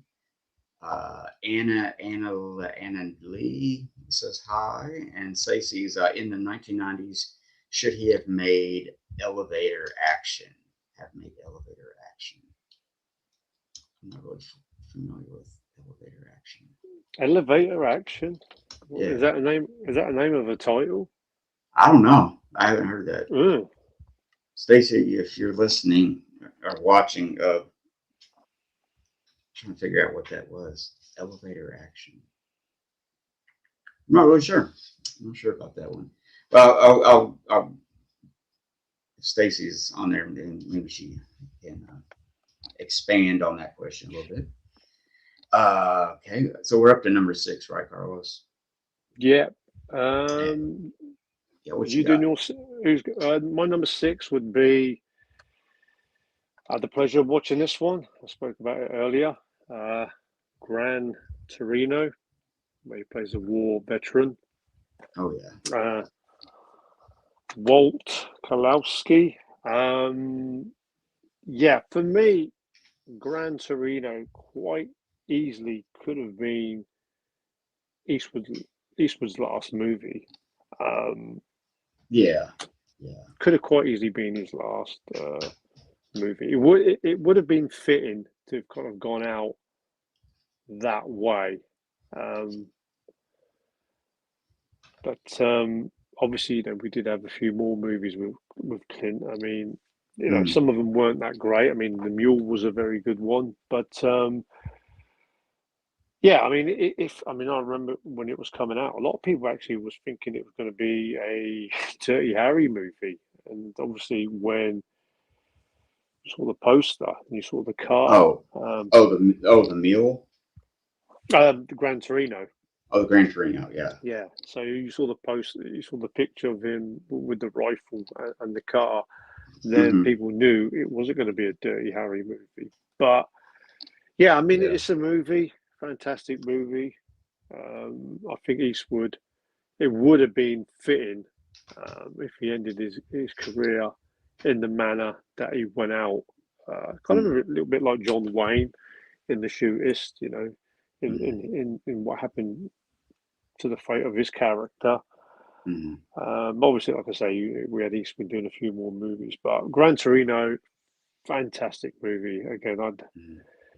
had the pleasure of watching this one on the big screen, and it's a great one. I had to put it in my top 10. Yeah. Yeah. Yeah, I had got all my Eastwood films out, but I think I forgot a group of them I didn't get because I was thinking about like okay, well, thinking about some of the movies that he's directed, that's been like, or movies he's made that's been kind of different. Hmm. Like say White Hunter, Black Heart, where he's playing John Huston basically. I think. Basically, yeah. Yeah, which I always thought that was a solid, good, movie, kind of going back in time. Hmm. It's it's got a That lot was going always for it. always hard for me to watch that movie. Clint playing that type of character. It's Mm. not one. It's probably one of my least favorite, if I'm honest. Oh, okay, yeah, I mean, yeah, because it's a well shot movie. I uh, don't dispute that, but mm. yeah, it wasn't one that Yeah, I. it's a little different because you got a legend playing a legend, and Mm, then it's like I don't know about that one. Maybe he should have directed it and had somebody else star, maybe, yeah, because it's a pretty solid script and everything. I mean, I don't know, it's something about it that just doesn't all the way. I mean, it's the screenplay. Burt Kennedy, the legend writer director, Burt Kennedy worked on the script and stuff, so it had a lot of good stuff going for it. But I guess it was kind of a misfire. But I think that's one of those movies where he was so big at Warner Brothers. You know, it's like make a hit movie and then make a project that you want to do. yeah. And then make a hit movie because he did Bird, which I've always loved Bird as a movie he just directed, and the music, and Forrest Whitaker is just Mm. brilliant as in that movie, and it's one of his probably best. It's probably my favorite movie of his that he just directed. He's not in. Yeah, I mean, he's a lover of jazz music. Oh yeah, big time. Eastwood. Yeah. Yeah. Mhm. Yeah. Okay. I just wanted to throw that in there. Okay, my number six would be Every Which Way But Loose, with the whole, you know, Fun movie. Yeah. the fun side of Clint, and just seeing it as a kid, and it made that kind of impression on me. Again, like I said, like 1 through 10, they're not really, except for maybe my number one is my number one, but the other ones are kind of, they can move up and down. It's not Mm. solid. But yeah, Every Which Way But Loose, and then you got what was it, Every Which Way You Can. Any which way you can. Yeah. I mean, Yeah. they were popular movies. Oh yeah, very popular. Yeah, in the States. Yeah.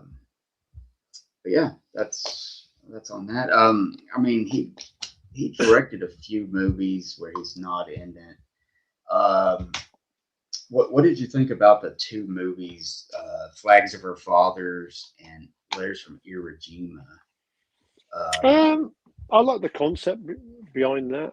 You know, mhm. taken from an American point of view, and also by the Japanese point of view. Um, yeah, I mean, like I say, they're Eastwood. Great concept, great idea. They're well shot movies, no Mhm. doubt about it. They're not ones that I would always watch. I mean, number one, he's not in it.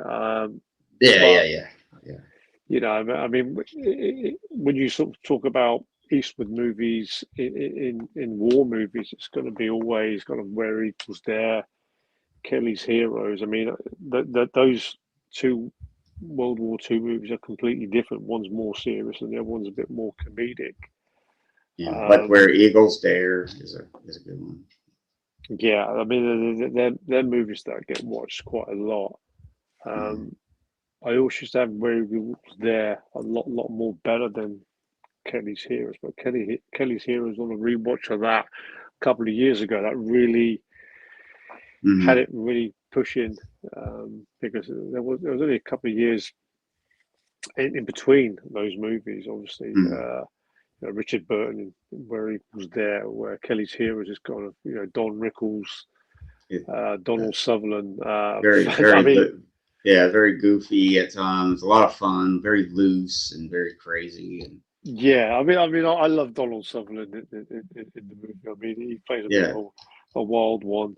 yeah, you almost look at it and think like, did they go too far with some of that? Because it's like, Yeah, would that even have happened at all? yeah, Is there even a chance if that could have happened? It's like it was just way too much. But man, I love that movie though. Anyways, yeah. if you want to look at it, but I think out of the two, I ended up liking the Japanese side of it, the Mm. Letters from Iwo Jima.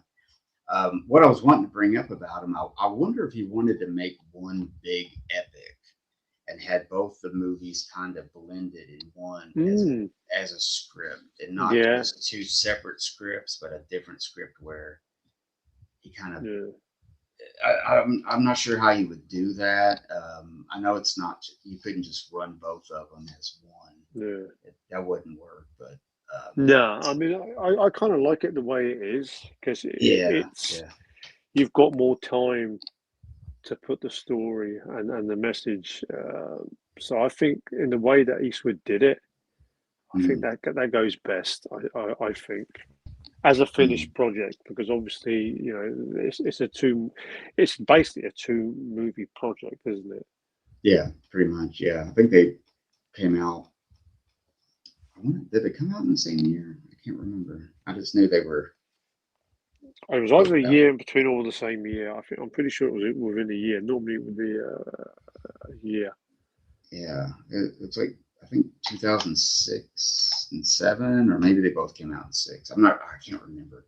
Um, yeah, but anyways, yeah, some of the movies he just directed. Well, off our list for a second. What's one of your favorite? What's your favorite movie of his that he directed and he didn't star in it? And it's I got just, to say, Mystic River.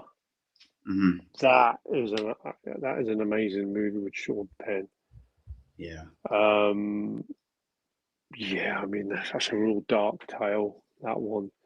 Oh yeah, very. Um, Yeah, yeah, yeah. Yeah, that's a really good one. Yeah, that's one of his um, top. I'd probably say The Changeling with Angelina Jolie. That one is quite underrated. Mhm, Certainly, Angelina Jolie's finest performance. I mean, I never really took her really serious, but mhm, in that movie, I mean, again, that's a real dark storyline. I mean, obviously, she's looking for a missing kid in that one, and then mhm. when she gets it, it's there's more things to it. It's a movie I do need to watch again, but I mean, yeah, I mean, it's well directed. That one, I mean, Mhm.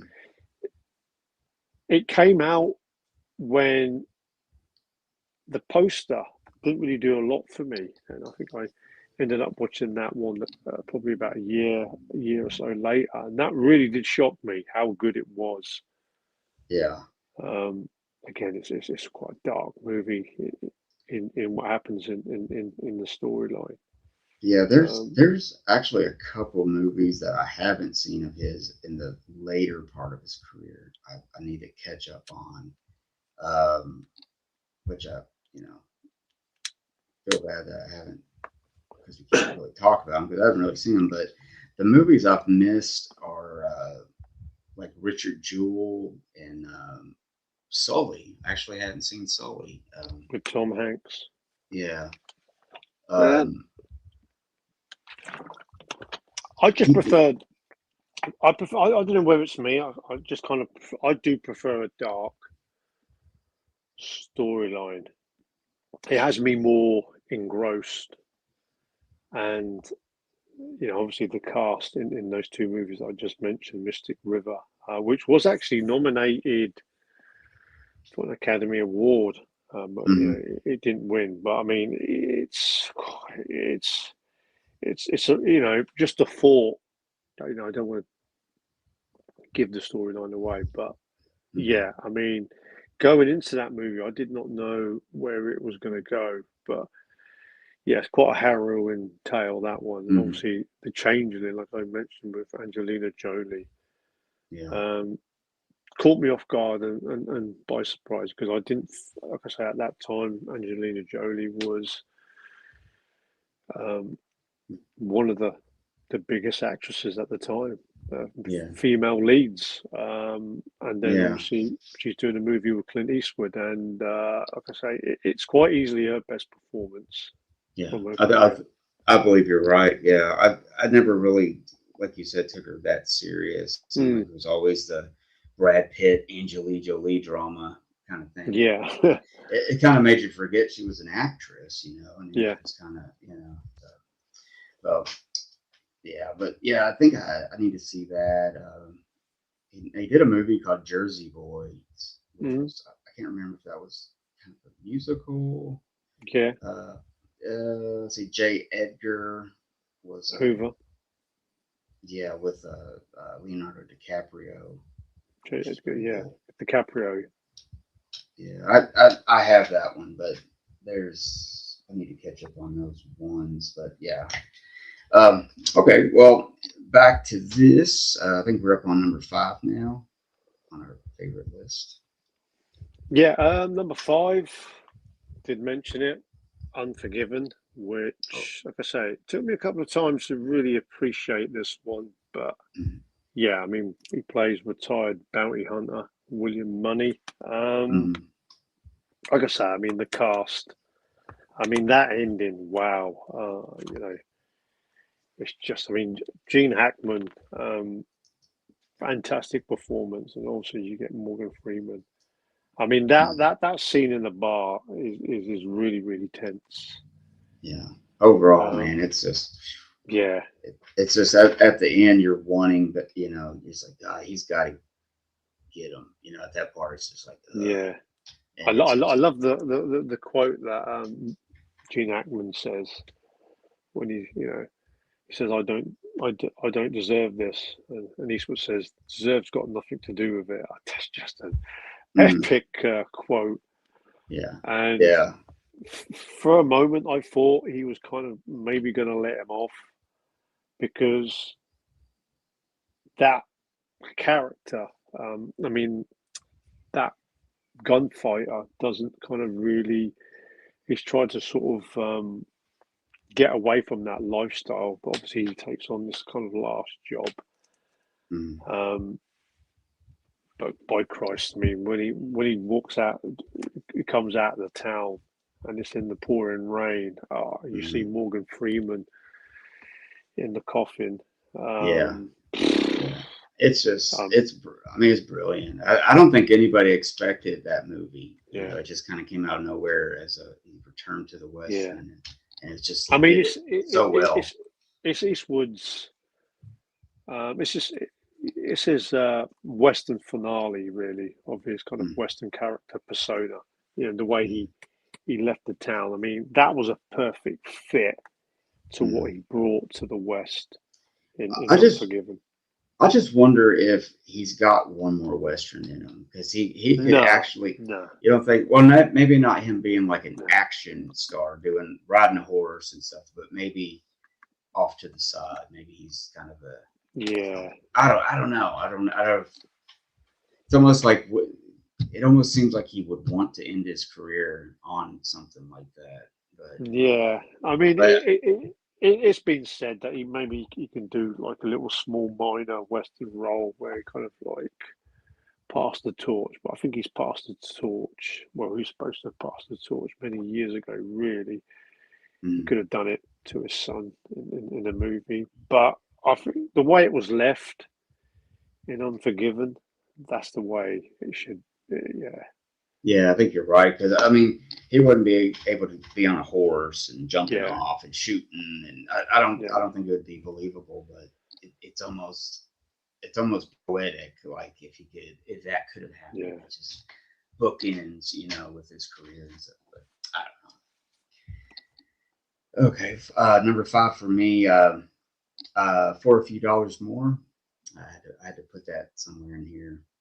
because it's so good, man. For a few dollars more, I mean, Lee Van Cleef gets introduced I have into that as my number four.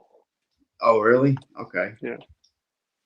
Yeah. Oh man, I I've said this before, but I've really gotten into that movie more and more in the past, like I would say 10 years or so. I've really gotten into it more and more because like seeing it early on, it didn't make that big of an impression on me for some reason. I don't know why, but seeing it now, it's just like, oh man, it's just so Hmm. good, and it's a good story, and then how they work together, and just Lee Van Cleef.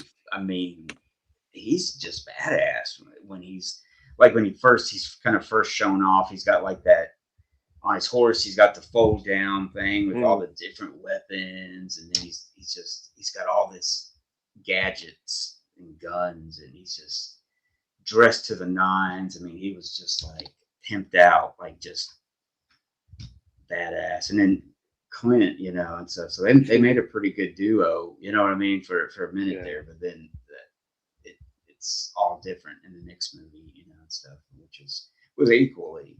But I think just had Lee Van Cleef had a really good introduction of, and then he was shooting that guy. He was running out. He was running away from him, and he thought he missed him, and he got him, and it was just kind of Yeah. that was a cool minute there.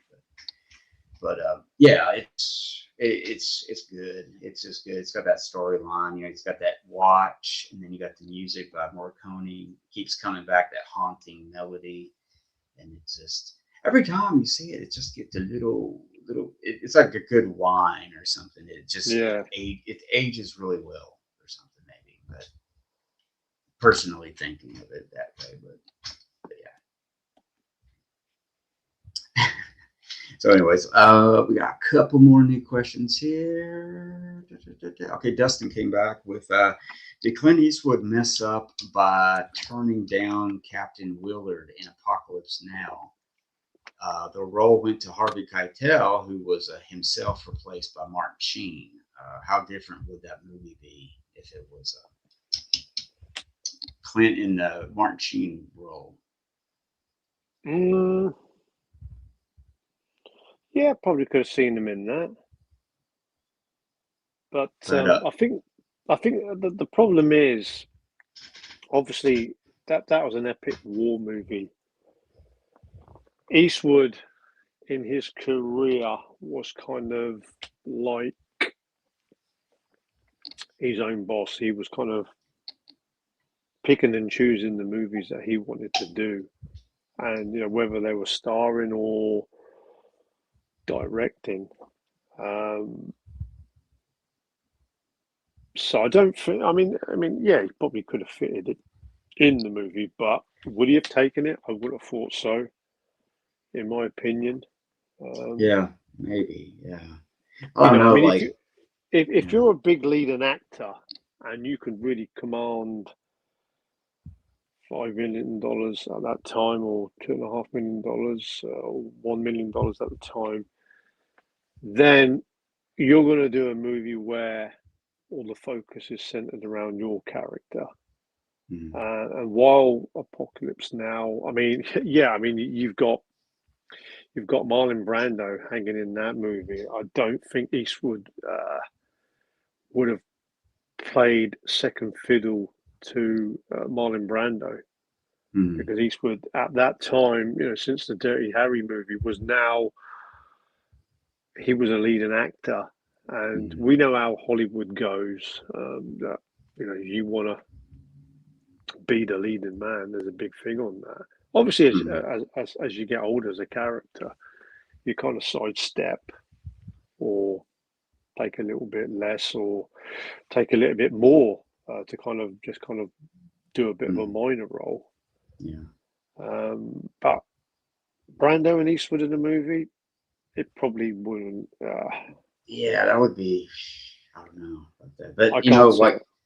I mean, like Martin Sheen in the beginning where he has his breakdown and Hmm. he was really going through something. That was all Yeah, like real punch in the mirror. See, I couldn't, yeah, it seemed like that was one role with Martin Sheen I mean, that he's I've a ever fantastic seen. actor, Martin Sheen, Yeah, no like doubt about it. it just seemed like it fitted.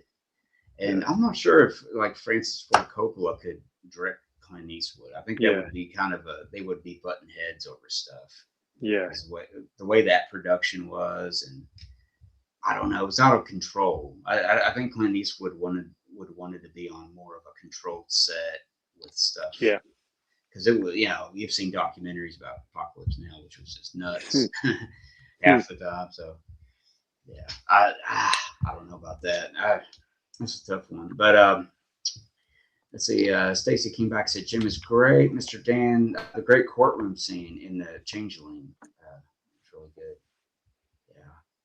Yeah. Physical. Alan came back. Fabulous stream, guys. Well done to you both. Wouldn't it be terrific if there is a stream to celebrate his 100th birthday? Oh yeah, definitely. I Well, think there will be. I think there will be. yeah, we'll have to come back in a couple of years' time.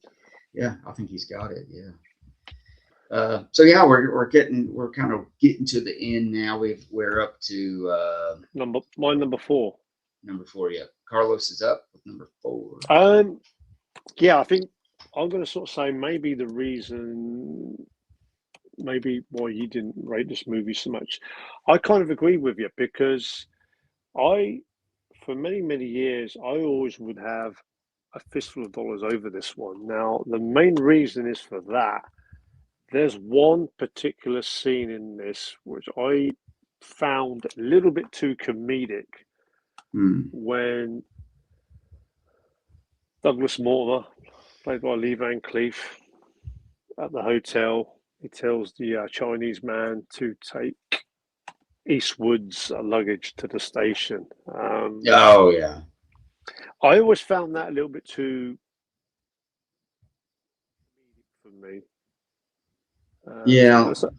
Yeah, that was kind of my main reason because I love the mysterious type in the Fistful of Dollars. Hmm. That particular scene in For a Few Dollars More kind of is a little bit kind of more fun, which obviously in spaghetti westerns, more in the early 70s, they would have more comedic moments. It Hmm. just kind of takes it out of the movie for a couple of minutes. Obviously, the two Yeah. gunfighters, they're kind of flexing their sort of gun shooting skills, aren't they? By shooting their Hmm. hats off their heads and stuff like that. But Yeah. it's true what you say. I mean, this movie has definitely grown on me a whole lot more. It's a bigger budget than obviously Fistful of Dollars because obviously, after the success of the first movie, it's a Hmm. bigger movie and it's more epic. I mean, you've got Gian Maria Volonte returns as the villain again. You've got Klaus Hmm. Kinski in there, and you kind of got a revenge story in the background, which I'm not going to say why it's a revenge storyline, which does it's kind of hidden for the majority of the movie, but obviously Hmm. towards the end of the movie, you realise why um, Colonel Douglas Mortimer, Lee Van Cleef's character, is after El Indio, played by Gian Maria Volonte, and I think Hmm. they make a fantastic pairing in the movie Hmm. in For a Few Dollars More. Yeah, I think it. I mean, it has the it's the middle child, so to speak. It's that middle movie, Mm, and it could have went either way for the third one. The third one could have just been no good at all, and mm, after the starting with Fistful and it, moving, I think he wanted to have some. I think at that time Leone already had the good, the bad, and the ugly, like an idea of what he was going to do with that and planning it. So I think he wanted to have more fun, a little bit of fun with mm, it for a few dollars more, and just really. I mean, it's the first time he worked with Lee Van Cleef, and I think he really liked Lee Van Cleef. So I think he really wanted to let him almost pay tribute to him in a way, like I'm gonna write this part for you, and mm. it gave him a lot of room to breathe, introduce the character and stuff. But then again, if you watch Good, the Bad, and the Ugly, it's kind of like, well, okay, Mortimer returns, you know, Yeah, and but it's not, See, and so it, yeah, yeah, you can see it almost could be separate from the other two movies Mm. if you want to really look at it. I do love Lee Van Cleef's intro Yeah. when he comes to the station, and obviously he sees that criminal wanted, and he has that chat with the guy at the train station. Uh, Mhm. epic, epic, epic Mhm. scene. Yeah. Um, Well, there was also some comedy in it with Klaus Kinski being the hunchback, and there were some yeah, scenes in the bar where I with think the he's like match. Yeah, lighting the match off of him and stuff, and yeah, yeah, that, yeah, I mean, but it was good humor though. It was funny stuff. I yeah, mean, maybe the luggage scene was maybe a bit give or yeah, take it or leave yeah. it kind of thing. But Take it to the station.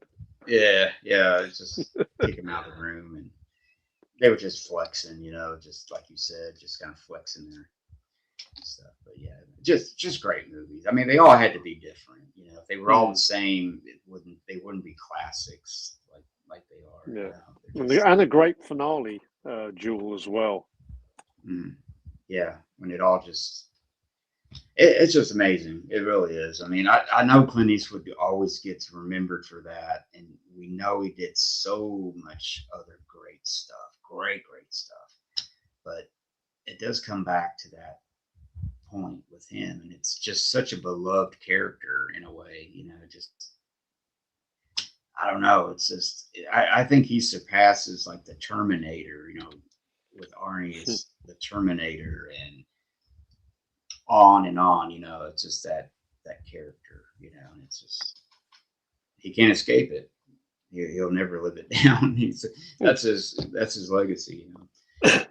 So let's see. Anything else going on in here in the stream? I think Alan. Yeah, Alan was. I think he was. Oh, wait a minute, he's back here. Might be controversial this, but I think Eastwood could have played the Dreyfus role in Close Encounters of the Third Kind. For the record, I think Dreyfus is fantastic. Mm. That's interesting. Eastwood in a sci-fi movie. Mm. What about Eastwood in Jaws as the Quinn character? I wonder if Mm. that's about the same age, roughly. They could have had that grizzled Yeah, look, but man, Quinn's, talking about, when the ship sinks and they're out with the sharks, and mm. I don't know if somebody else could have delivered that like that. I mean, that's just I, so I I great. would have given Bronson as the Maybe, Queen yeah, as a Bronson. Queen character, because just because of his that stone face. Yeah, you're right. Yeah, yeah, Bronson. Yeah, Bronson too. I guess any three of them, or all three of them, could have just, you know, were good for it. But interesting to think about. But yeah. Okay, we're up to what are we up to now? Number four, number three? Three. Three. Okay, top three, guys. We're getting down to the nitty gritty. Um, what you got, Carlos? Number three. This is my favorite all-time American Western. I'd probably say it's probably slightly better than the movie that I've got in my number two, but for number three, we're going to go with The Outlaw Josie Wales. Oh yeah. Epic Western, this one.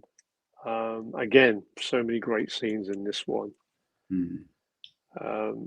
With a great cast, and I think John Vernon he adds to this quite a bit.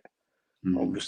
Obviously Eastwood he plays an outlaw after um, his family gets attacked and killed and murdered during the war, the Civil Mm-hmm. War, and Eastwood becomes his outlaw.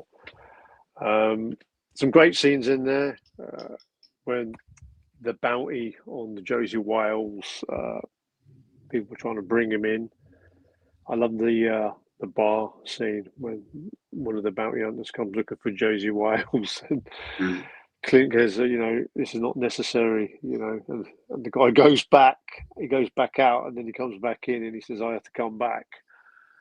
Epic scene. I mean that's just Clint Eastwood, his Western Mm. persona, full Yeah, board. yeah.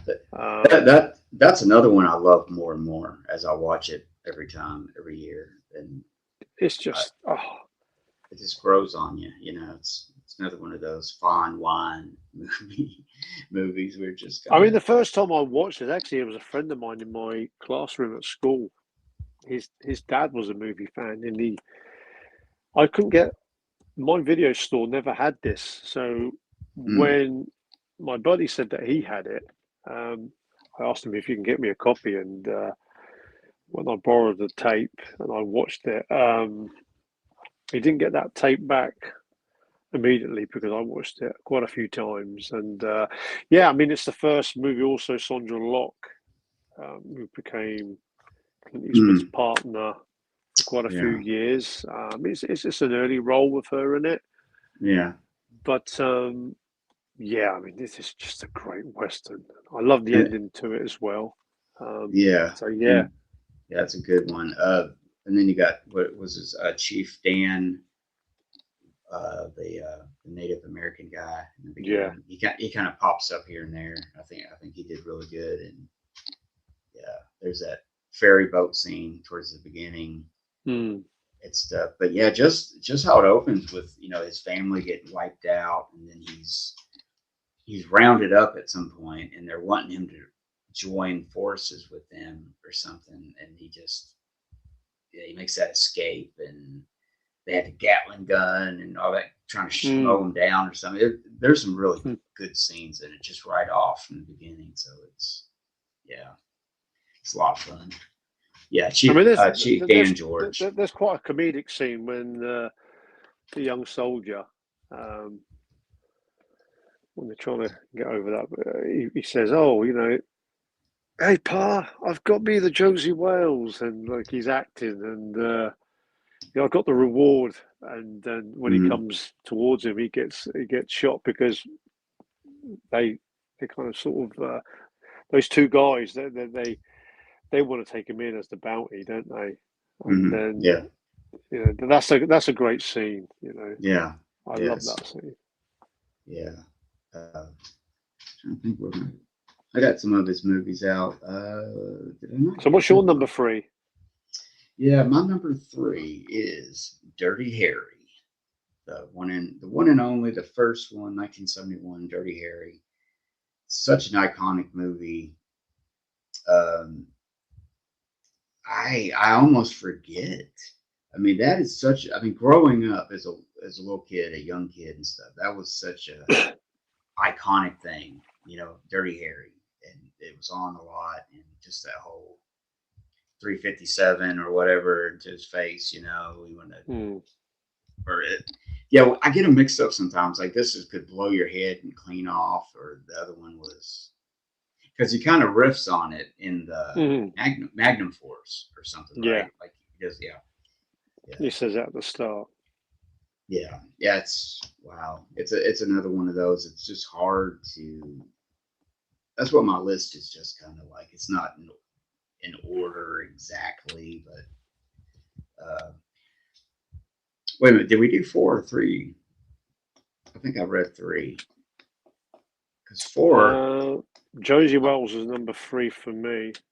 Okay, I think I forgot to say that Escape from Alcatraz. Did I number that wrong? Maybe I somehow numbered that. Okay. Anyways, Escape from Alcatraz I put in there. Um, and I'm not sure why I put it in that order, but it's not that high up. But it's one of those movies that's really good. Oh, it probably really should be like maybe 13, something like that, kind of Hmm. outside a little bit. But yeah, Yeah, but anyways, Dirty Harry, man, just what a great one. Yeah. What I feel like we got out of order on it somehow. I don't know. We start talking about something I in know. depth. I know, and then we like, I've got you my know, piles here, and I've gone with it. So yeah, Yeah, we get off track a little bit. It's like, oh man, but that's good though. I mean, we're conversating, you know. So, um, okay, so what? I think I got a couple more questions here. Let's see, Dustin. Justin said he loved that ideal of the close encounters. Mike Barrett, you're going to pull those pistols or whistle Dixie. Dixie, yeah. Yeah, from that. And then Great scene. Oh yeah, yeah. And then Dustin was saying, talk about Chief Dan George. He's awesome. As the Indian chief, or I don't know if he was the chief or I forgot what it was. And then Buzzards got to eat too, same as worms. So another line from the yeah. There you go. Yeah, because I think Dustin, you said that was your favorite, right? I think Yeah. that's what he said. Yeah. Such a great movie. It's like I want to watch it now. It's like I want to put it on tonight, maybe watch it again because it's just. I got me the Josie Wales. Yeah, it's hey, like Pa. that one. Hey, Pa, I got the Josie Wales. Yeah, that one and like Pale Rider, sometimes are just somehow I just forget those. I don't forget them, but they don't occur to me quick enough or something because. I mean, that's the thing. He's really done a lot of good movies. Oh, he's made many great movies. Yeah, I'm just bad at coming up with lists. You know, it's hard for me to rate. Oh, it's tough. Sometimes. It's tough. Yeah, it's just I mean, hard. Yeah. I've had this top 10 cemented. I think the only thing that's changed in the last couple of years, it's probably a Fistful of Dollars. I would have had that number 9, but Magnum Force has kind of pushed into number 9, and Fistful is number 10 for me. So that's the only change. I mean, we'll talk about honourable mentions that missed the list. We'll say a couple of honourable mentions once we get to our top 2. Mm-hmm. Yep. We're up to number 2. Number 2. I think our number 1s are going to be similar, but yeah, number 2, I've got Dirty Harry. Okay, all right, we're close. Yeah, I mean, what a movie this is. I mean, just Eastwood, iconic. I mean, yeah, there's just so many iconic scenes in this. Again, he kind of really the cop thriller movies kind of really stemmed from this character because I mean, without this movie, you get movies like The French Connection with Gene Hackman, Popeye Doyle, you know, those kind of maverick cop, you know, a cop that kind of bends the rules a little bit. Yeah. Dirty Harry's the first one. I mean, again, there are quite a few scenes in this. I mean, if this movie was made today, some of the scenes probably wouldn't be, you know, certain scenes wouldn't be in this movie. I mean, even Scorpio, the killer, played by Andrew Robinson. I mean, that scene where he pays for somebody to beat him up. Yeah, I mean that's pretty brutal. Yeah. Well, I remember watching like a news report on it from that time period, and it was really controversial. A lot of people were really down on it, thinking this is the new Hollywood. Is all like you got Bronson doing, Death Wish. Death Wish, and it was like this whole chain of stuff. But I remember even then watching that report, like they were like on it, like, oh, this is bad, you know, horrible. But yeah, I agree with you. I think a lot of stuff would be trimmed up or just cut out altogether, and it would have took the soul of this guy out because that's really what they're showing. Like this guy, like who is Harry Callahan? You know, what makes him tick? You know, why does he do the things he does? You know, and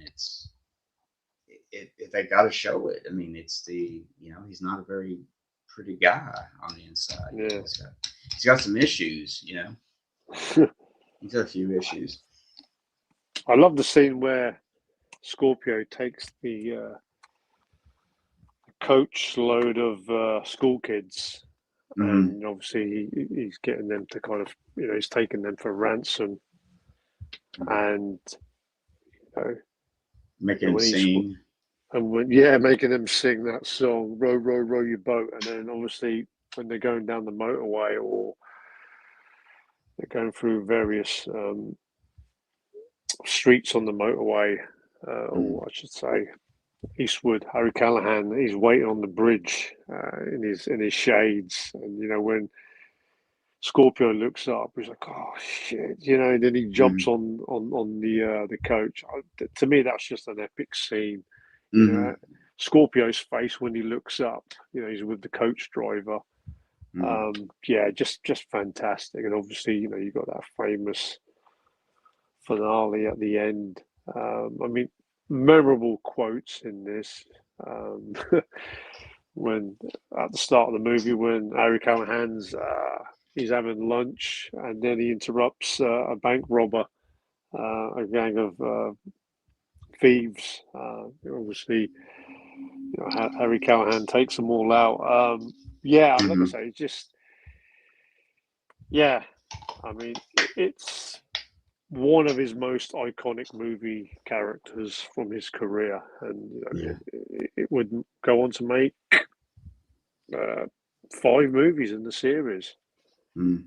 Yeah, I think I like all of them, but the Deadpool was, I think the Deadpool I need to kind of re-examine, kind of rewatch it. Yeah. Because it's not a bad movie, but it's probably the weakest one in the series. Yeah, it's clearly the weakest one. Yeah. But I think it has aged very well. I mean, it's like 55 years old or so. And I think it's just as tense, and I don't know if it's well, it's just so much, like, at least in America, there's a lot of, gun stuff, gun shootings, assassination attempts, school shootings. Maybe it's still relevant. Yeah, relevant is what I'm trying to say. Like, it has, in some twisted way, but it's still, it has aged well. I think it's still relevant, and I think it's still gets you, and it's tense and grabs you, and it still delivers. So yeah, great. That's a great movie. Great choice. So what's your number 2 then, Mike? Number 2, I put High Plains Drifter. I know that's way up there, but yeah, I really like that one a lot. I'm liking it, like I said earlier, a lot more as time goes by. But as I'm looking at it, of course, I think Dirty Harry probably should be number 2, or possibly. No, I mean it's your top 10, isn't it? I mean, yeah, you like what you like. Yeah. There's just, I cannot. I guess I could really think about it and move them around, but it's there. But yeah, High Plains Drifter, like you summed it up perfectly earlier. It's just the whole, you got that supernatural feel to it, and well, there's other thing where what is it, like he gets in, the townspeople are like, he's telling them all what to do or something, and they're paying him or something, and he's got the little short guys helping him at that point. He was pushed around and not treated very well before he came there, and then all of a sudden he feels, I'm up here. He's got his hat and his cigar, and he's that's right. His right hand man at that point. So he's happy as a. I love the barber scene when Eastwood he's in the barber chair. That was just a classic scene. That one. Yeah, it's a great one. Yeah, that's pretty good. And this, I think I don't have the 4K. I have the regular edition of it, Blu-ray edition of it. It's got the same art. But yeah, Kino did a pretty good job on it. I should probably upgrade at some point if I ever catch it on, But this is what you said earlier. I love Jeffrey Lewis's character right at the end of the movie. Who are you? Yeah. That's a good one. Yeah, and just like you said, the artwork is just so. I mean, that would be a great poster or something. But yeah. So yeah, pretty cool, man. So we're up to number one. I have a feeling that we got the It's same. obvious. I think It's the it's obvious, same. isn't it? It's like what It has to. one is missing on this list? Come on, put your movie up, and I'll put mine up at the same time. Come on. Yeah, yeah. Let's see. I'm gonna put this one up because this is like the perfect edition of this movie. I think Arrow has done it. Yeah. Yeah. I've just got all my American releases. Well, most of my American releases on show. The digibooks, the Kino ones. That's what I've done for this Uh-huh. top 10. I mean, I've got many editions of Eastwood movies, but I'm going to put mine Yeah. up. Yeah. Oh yeah. Here we go. I'm gonna put this one up. Yeah. Ooh. So I'm representing because I'm on an American sort of channel. I've got to put the American Yeah. copy up. So that's what I done. Put So, Kino, so yeah, and then I put the I guess the UK version up where it's rated which is 18. the best version of it. Yeah, it's. I know there's a lot of talk right now about the box set, which Mm. has come out, and it's got like. I think the only thing different about it is some art, maybe some art stuff, how they did the inside, but it's. Yeah, I think it's just mainly the slip box. That wasn't enough. I mean, I've got 10. I think I've got 10 or 11 editions of The Good, the Bad, the Ugly, VHS, Mm, DVD, Blu-ray, 4K. yeah, I didn't really need another one.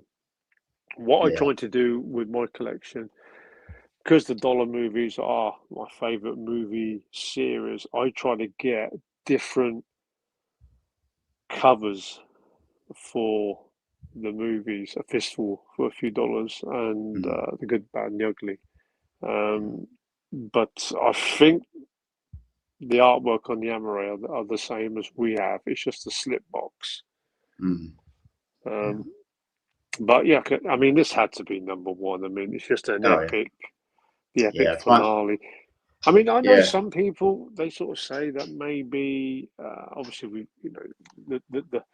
the extended version it shows a little bit too much of the Civil War. No, but I like that because it makes it Mm, more epic. It's not mm, just a simple hunt for the gold, for the cash. mm, I think with it adding the Civil War to the movie, it just makes it more big and more grander mm, because you've got like obviously extras, the bridge scene, mm, fantastic, and obviously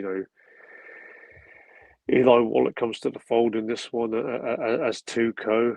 Lee Van Cleef as Angel Eyes. I mean, Angel Eyes is not in it so much. I mean, he kind of goes missing in portions of the movie, but I think I wouldn't disagree when people say that Eli Wallach's character Tuco kind mm, of steals the show.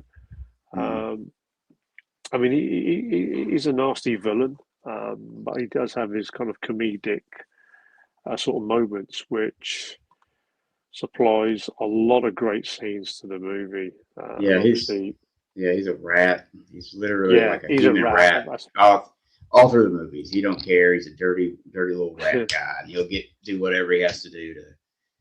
But I mean, even on this one, when Leone introduces Van Cleef, I mean that is a great scene. You know that mm, scene with the dinner, and that always just grabs me, man. I think, mm, and it's just one of those movies, man. It really, I mean, at that time they were making, all kinds of Italian westerns, at that time, and this could have been just another. I mean, but actually, they're all trying to make their fistful of dollars, really. yeah. But just think, I don't know. I was trying to say like if this really Leone, broke the I think mold, you know what I mean? Leone. I mean, like you hit the nail on the head. All the Italian directors, they're trying to do a fistful, but Mm, Leone, he thought out the box. I mean, for a few dollars more, and especially with the good, the bad, and the ugly, and then Once Upon a Time in the West, he's going epic. They're mm, getting bigger mm, each time. yeah, You know, and I with the actors, with the budget. Yeah, and I don't think any of the directors who were kind of following Leone with the movies, I don't think any of them in that time period of making spaghetti westerns that anybody else ever made their Good, the Bad, and the Ugly. They never Yeah, made their epic inspired by this one. You know what I mean? So I mean, Leone just that was it, man. That's why he's so great. That's why he's such a grand figure, and mm, there's no there's no copying him. They couldn't copy him, but just a little bit with Fistful. You know what I mean? Because I mean, I can't think of any other epics on the level of Good, the Bad, and the Ugly. mm, As far as length, and it's got the music, and there's really not too much you can compare to it. It's just one of mm. those great movies, and I mean, Once Upon a Time in the West, another one Yeah, that's just so. I mean, he follows up that with that. I mean, he's just it was brilliant. It's brilliant, And what I was also going to say is that of all the stuff I collect, they're my favorite series too, and I have all kinds of different versions of it that's come out over the years. I wanted to make a video one day, just for that stuff, because it's interesting how it's gone up and down with mm, quality and different stuff and everything. So I don't mind like double dipping when it comes to this, but I have a feeling like I probably won't even pick that box set up. I think yeah, I'm so satisfied with this, and I can't believe that Arrow just really came out with something good. You know what they did, their yeah, level yeah, of it, and it's what the fans always wanted, always asked for. We just want a good version. We want it yeah. cleaned Well, up, you know. yeah. The extended version on 4K, and I thought it was better than I actually thought.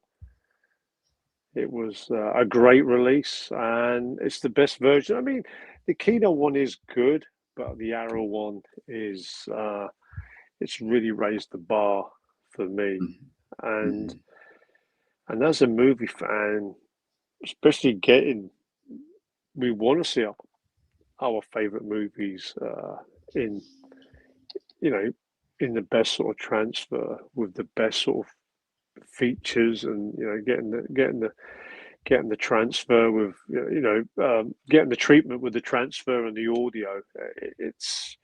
It's why we collect physical media, isn't it? I mhm. mean, so Yeah, having our favorite movies in the best release out there possible. yeah. I'm still kind of going over some of the extras in it because Mm, there's so much supplements in all three of them that came out. mm, It's just, Arrow really has just, and with their other releases mm. that they've come out. I'm hoping somebody will do a great version of maybe Arrow will do Once Upon a Time in the West, and I'll be happy as a Who collector knows? Who knows? Who knows? to have Once Upon a Time in America, just a decent like version of it where it's on the level of one of these, and I would be the happiest person on earth Mm, once I finally get that one. But I mm. don't know. I'm hoping Arrow will. What are some of the movies that kind of missed your list? Give us five, and I'll give you five. What do you Yeah. reckon? The ones I didn't really put on there, a movie that I'm again another one that I'm liking more and more is Two Mules for Sister Sarah. Mm, Um, I mean, I kind of love the music. It's maybe yeah. somebody might say I can't stand it, and one day you like it, but I'm happy with it. And I think they at first I didn't think that would work because I'm not the biggest fan of Shirley MacLaine, but Yeah, on the same. they they do good in it. I think, and it's I don't know. It's one of those that it almost looks like a spaghetti western without being a Yeah, spaghetti western. yeah. Um, that was one, and let's see, like the Gauntlet. I didn't really Mm, talk much about the Gauntlet. yeah, I Um, love that one as well. Ben Shockley. yeah, and then Pale Rider. was kind of there, but not talked about too much. Um, The Beguiled, I guess, is somewhere in there. Oh, Kelly's Heroes, that's probably my top 5 of what didn't make the list. But I don't know. Oh, Outlaw Josie Wells. I couldn't squeeze it in there. I should replace that with Escape from Alcatraz, as much as I like that one.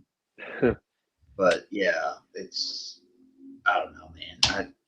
I hate doing lists sometimes. It's like I like them, but I don't like them because it's hard to do. It's hard to do sometimes when they have so much good stuff. But what was yours? Top 5s? Escape from Alcatraz. I would have loved to put that in the top 10 because I think that's a real excellent and last movie that he made with Don Siegel. That was the last one out of 5 collaborations with them together. Mm-hmm. Great movie. Patrick McGowan, he plays a great part in that. In the Line of Fire is another good one, the Wolfgang Peterson movie. Great movie, that one. Kind of gets overlooked a little bit. Great movie from the 90s. A Perfect World, I mean, even though it's not a proper... I mean, he kind of takes a backward step in that one. I mean, the main star of that movie is Kevin Costner. And Clint plays the Texas Ranger. He goes after Kevin Costner's character in that. I mean, originally he wasn't going to be in the movie. I mean, Kevin Costner actually asked Clint, because, well, why don't you appear in the movie? So his kind of role was only supposed to be a small role, but it actually became bigger during the shoot. Fantastic movie, that one. Yeah, that one's growing on me a lot more. I really like the beginning where they kind of go to the house and they kind of bust in the house and they take the child with them at that point. But that was a pretty good opening kind of scene. But yeah, that one is my new, like, kind of coming back to me a little bit, because the 90s, other than Unforgiven and say Mystic River, I'm probably forgetting another one, but like the whole 90s, I didn't really brush. I didn't have no room for them. You know what I mean? So it's just like, it's hard to do. Play Misty for me. That's kind of one that's grown on me a whole lot more. Again, it's a different role for Clint Eastwood. He plays the DJ who has a one-night stand and he can't get rid of her. Yeah, I mean, it's quite a dark. I mean, that's the closest to a horror movie. Clint Eastwood in that one is kind of borderline psychological slasher drama. That's like a horror movie that could honestly happen. Go wrong. And it's very scary in that manner. Pale Rider, I did mention that. Sudden Impact kind of gets overlooked. I'd say that's probably my third favourite in the Dirty Harry series. I mean, it's probably one of Sandra Locke's best roles. I mean, there's a lot of her character that adds to the story. Obviously, it's a revenge story. But the movie does have its moments in that one. I didn't really sit too well with the Deadpool being the last Dirty Harry movie. I always thought they really should have had a 6th one to kind of tidied it up. I mean, I always had the vision that maybe Harry probably quits the police force and probably, like he did in the first movie where he threw the badge, which is kind of like a homage to High Noon with Gary Cooper. I think they should have done that on the last Dirty Harry movie. They could. The character could have been like kind of reborn as like a private detective or something. State, something like that. The Rookies one that I always, it wouldn't be in many people's top 20 lists, but I always had a lot of fun with that one. Because I remember going to see that at the cinema thinking, Charlie Sheen and Clint Eastwood, this is not going to work, but it's a real fun, entertaining movie, that one, The Rookie. That's another good one for me. also Heartbreak Ridge, where he plays Tommy Gunny Highway. I always have a lot of fun watching that. I mean, he plays a hard-nosed sergeant in that. I have a lot of time watching that one. A lot of fun watching that one. But as a whole, I mean, from his career, there's probably only 2 or 3 movies that I probably wouldn't watch that much. I mean, I'd even throw in The Bridges of Madison County with Meryl Streep because that was a movie I didn't really enjoy the first time seeing Eastwood playing that sort of character. But Yeah. you know, he's up. You gotta sort of think about it. He's up there against probably the best actress at that time, Meryl Streep, and Eastwood actually comes good in that movie. I mean, he's playing a photographer who actually falls in love with this. I think she's kind of like an Italian American, isn't she? Meryl Streep in sort of dark hair. And it's quite sad. You know, the last scene in that when Eastwood characters, he's in the rain, isn't he? Richard Kincaid. Yeah. Yeah, it's kind of sad. Yeah, I remember when it came out. It was like it was kind of shocking in a way. People did not expect that. Like Clint Eastwood's doing like kind of a semi-romantic drama. Yeah. You know, it's like I don't know. I guess it caught me off guard. But it's a movie I've only seen once, and gosh, it's been 30 years or more since about close to 30 years since I've seen it. Yeah, I've seen it 4 times, but definitely the last 2 times it's really, really grown on me. Like I say, the first time it was tough to take. You know, you know, he's had this persona of this tough guy actor throughout his career, playing these tough roles. These characters. You know. Yeah, I may like it more now because I've kind of grown up and matured a little bit and had more life experience. That it, you know, yeah. I mean, even some of his lesser movies, I still have a lot of sort of fun and entertaining time watching. You know, movies like Bronco Billy. I mean, it's not one of Eastwood's very, very best, but it's a really damn entertaining movie. Yeah, like Pink Cadillac and stuff like that. Yeah, Like, I didn't mind that one. He plays like a modern day bounty hunter. Yeah, that one and like The Rookie and a couple of them, I kind of look at it as just he's just doing kind of a different role or something. But you know, we didn't even really talk about like Joe Kidd or Hang 'em High. Hang 'em High is a good one. I mean, Joe Kidd. The Western had problems with it. Directed by John Sturges. It didn't really. That's probably one of the lesser Westerns for me. Like I say, it's not.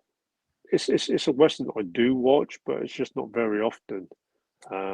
It's definitely not a top 20 or top 25 Clint Eastwood movie for me. No.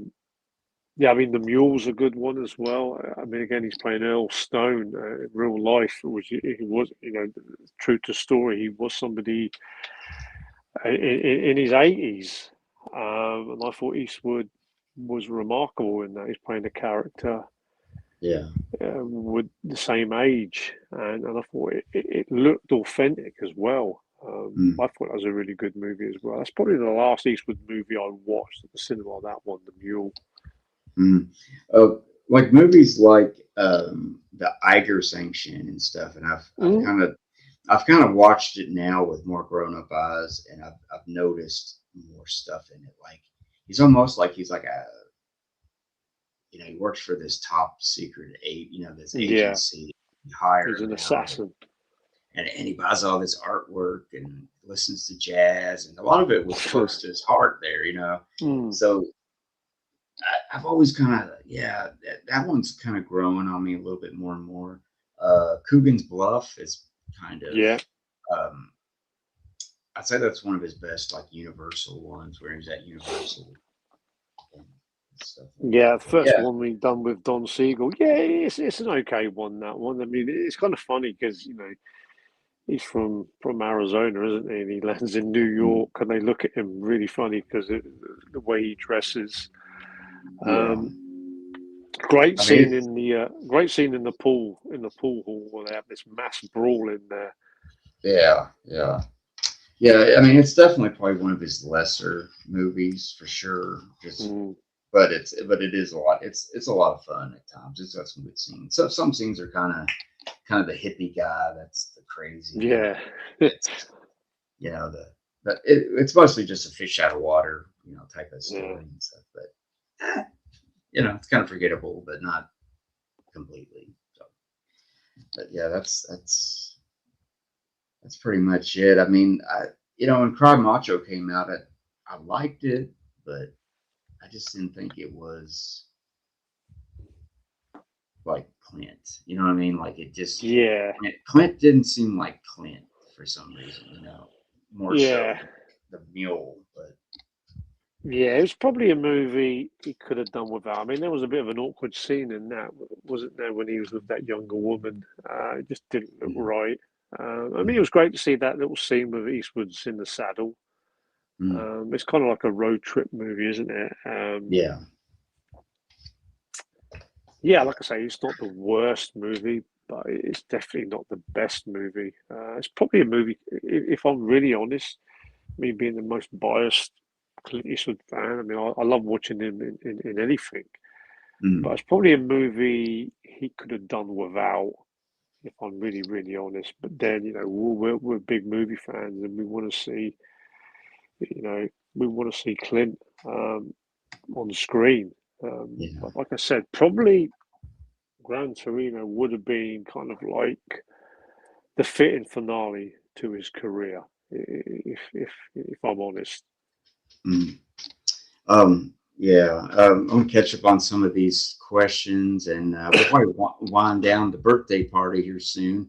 Mm. Mike Barrett asked, "Did I have Outlaw Josie Wales in my top 10?" And no, but I need to. It should I be. can't Yeah, believe that. I know.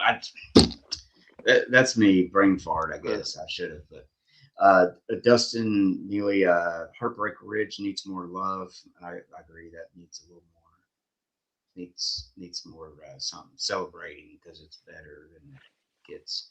Um, Hang 'em High. Mike Barrett says it's an underrated from the same yeah, Magnum Force. Yeah. I think there's going to be a new 4K of it coming out soon of Hang 'em High and stuff. yeah. And That's I'll going to probably be on key. That's going to be on Kino, which, yeah, I think I'll be grabbing that one. Yeah, be an upgrade for me for sure. Stacy, I love the sudden impact. What's your favorite part of sudden impact? Sudden Impact, probably the bit at the end at the fairground where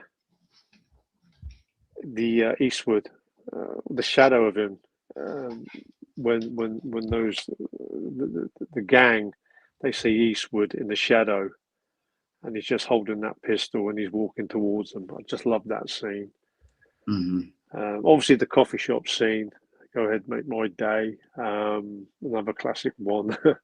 I mean, Yeah, it's Sudden Impact does has its moments for me, yeah, and it is my third favorite. Like I say, it's kind of an underrated one.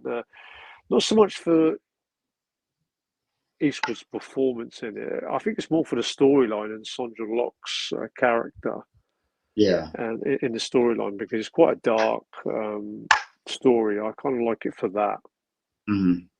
Yeah, it's definitely a movie I need to watch more. See, the whole catchphrase "Go ahead and make my day." A lot of times people confuse that with the first Dirty Harry and stuff, Mm, and he's had like different little mm. catchphrases in each one of them.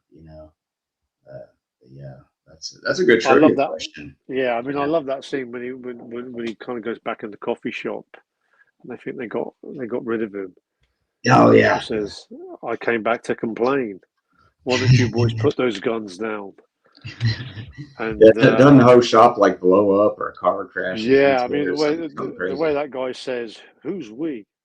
And Clint goes, "Me, Smith and Wesson," and yeah, I mean like Clint comes up. I mean, people always kind of forget. I mean, everyone seems to think in action movies, tough guy roles, that Arnie comes up with the one-liners. But before Arnie, Clint was definitely the Mhm. man for the Yeah, one-liners and yeah, quotes in his movies. I mean, yeah. even in some of his lesser movies, he still brings out a real classic one. I mean, the Deadpool, when there's that robbery scene and they're shooting up the place, aren't they? And Harry Callahan's he's in that table and chairs, and that guy pulls a piece on him, and he says, "Oh, you forgot your fortune cookie," and the guy says. He looks at him and he opens it up and he reads it and the guy looks at him. You know, what's it say? He goes, "It says you're shit out of luck." I mean, come on. I mean, that's just Yeah, a great scene. I mean, it might not be a great movie, but again, it does have its moments. yeah, yeah. It's like every Clint movie he's been in, he brings something to even Yeah. the lesser movies for sure. And nobody really did the whole, like you said, catchphrase thing as much as how he kind of started that, Yeah. in movies. Because I can't remember before that, like that well, particular or memorable, and stuff. Um, Dustin here is asking, "What's your worst Eastwood movie?" He put Paint Your Wagon, Firefox, or Space Cowboys. I would say White Hunter, Black Heart. It's just Oh, kind of wow. not. It's like I say, it's not. It's not. It's a well shot movie, but character, it just doesn't fit Clint. That's Hmm. the reason why I have that as my worst one. Yeah. I mean, Paint Your Wagon. I do have moments in it that I enjoy seeing Eastwood with Lee Marvin on screen together.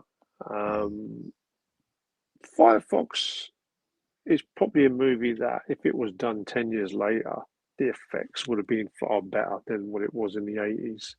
Mhm. Yeah, I think that's what kind of sinks Firefox a little bit is that. Um, but yeah, I've been harsh on Paint Your Wagon in the past and stuff, and it's really not that bad, but just I don't know. It's just the shock of seeing him singing Mm. after seeing like if you've never seen Paint Your Wagon after seeing all these other ones, and then you watch Paint Your Wagon, and then you're like, oh, he's singing. So it's like I don't know. I've been harsh on it, but like you said, it's really not that. It's not really a bad movie. Now, Space Cowboys, I've never watched Space Cowboys. That's one of the Yeah, missing. they play the astronauts, don't they? Mhm. Donald Sutherland and Is I it forgot his Tommy Lee name now. Jones? Tommy Lee Jones. Yeah, Yeah. yeah. Like I say, that one's okay.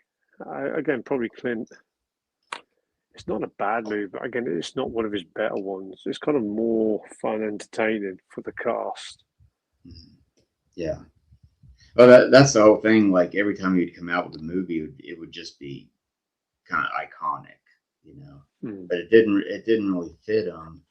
Kind of like these last couple of movies that he's done. It just doesn't feel Clint, unlike Gran Torino, which Mm. was Clint, that was him, that was his doing a different thing. Yeah. But yeah, that's I don't know. There's still a few I got to see that. And then let's see. Jensen said, "Let's do this again, guys, in 4 years when he's 100." I hope so. Absolutely. Yeah, Yeah, I I hope hope he so. does get to that. I mean, obviously, like I say, he's a living legend, and we would want him to get to 100. I mean, um, yeah, I mean, if that day comes, I think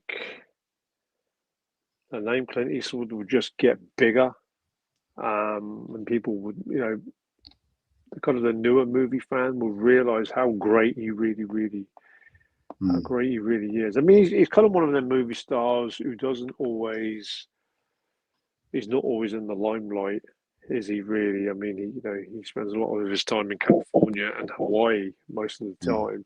Yeah. Um, He kind of stays out of trouble too. yeah, I mean, yeah, I Don't. mean, he had his affairs in the Mm, late '60s and '70s. I mean, he was a bit of a naughty boy. But mm, then, when you're one of the leading actors in Hollywood, you're gonna get it. You know, there's not, yeah, all male stars are gonna kind of pick, it's can pick yeah, it's a out of the fine line. bunch. Yeah, I mean, like I It's say, a yeah, it's their time in the sun, isn't it? yeah. But I mean, he's just had a great career. I mean, it's a career of longevity. He's always been relevant as a movie star and director, Mm, and I think his body of work is unmatched by any actor out there. I mean, I don't put him in the league of like Al Pacino, Jack Nicholson, and Robert De Niro or Denzel Washington, those type of actors, because they're actors. But Eastwood is the greatest movie star of all time for mm, me. yeah, yeah. He's definitely there. I mean, I like also Jack Nicholson, but he can't even compare to Clint in a way because Clint has done so many more Mm, movies, iconic. Even though Jack Nicholson has done some yeah, epically classic movies, but he hasn't done as many. yeah. He's still alive, but he's not making movies. Clint's alive and he's making movies. And, yeah, he's old. And like Mel Brooks, he's 100. He directed Spaceballs too. I mean, that's it's like he's got the secret or something. So I say rock on, man. As long as you can do it, just keep on keeping on. But yeah, let's wind this down. The birthday party was great. I'm full of cake, and oh, I need to sit down. And man, what a party, Clint! but we love you, Clint. You're a legend, and we love rewatching your movies, and just wow, it's just it's awesome. Just great career, man. We will celebrate it, and Yeah, 96 years old. I mean, wow. yeah, Let's just hope that um, he gets to 100. yeah, yeah. So, you got any last words, Carlos? Anything you want to promote or?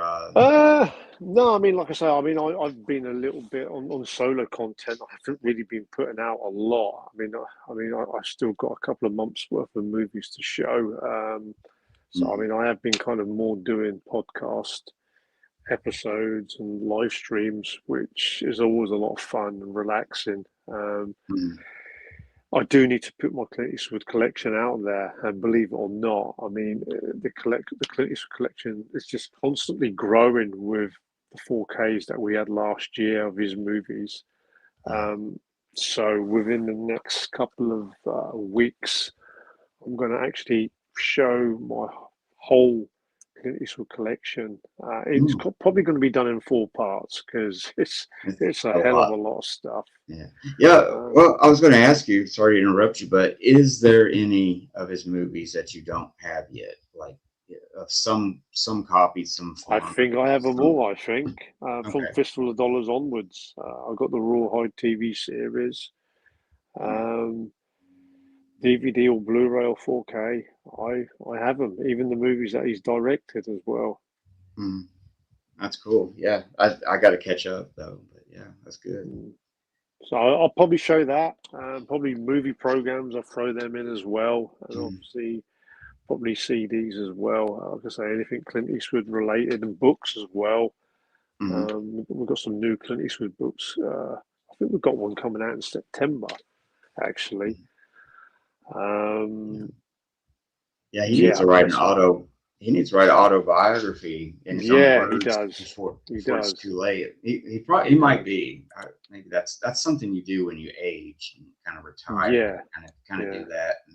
Yeah. Because man, he's had a full life. So I would love to read that But I mean, he's still saying he's not retired. He said he'll never retire. one. Okay. So Yeah. maybe there is another a movie in the works. I think there Um, will be one more, at least one more, if not mm, more, but at least one yeah, more. I don't think he'll be in it. I think he might have like a little minor role, maybe a walk-in part. Hmm. But he's still a great director. I mean, to be honest, I mean, you would have thought he would have stopped appearing in movies probably, like I say, 15, 20 years ago. I mean, he's certainly, Mhm. you know, but he's still, you know, like I say, he's still quite an active guy. I mean, you know, he doesn't consume alcohol. He's healthy. Mhm. Obviously, you know, he's 96-year-old, so he's doing something right. Yeah, And it's pleased to say that, you know, he's reached another birthday, 96 years old today. yeah, it's amazing.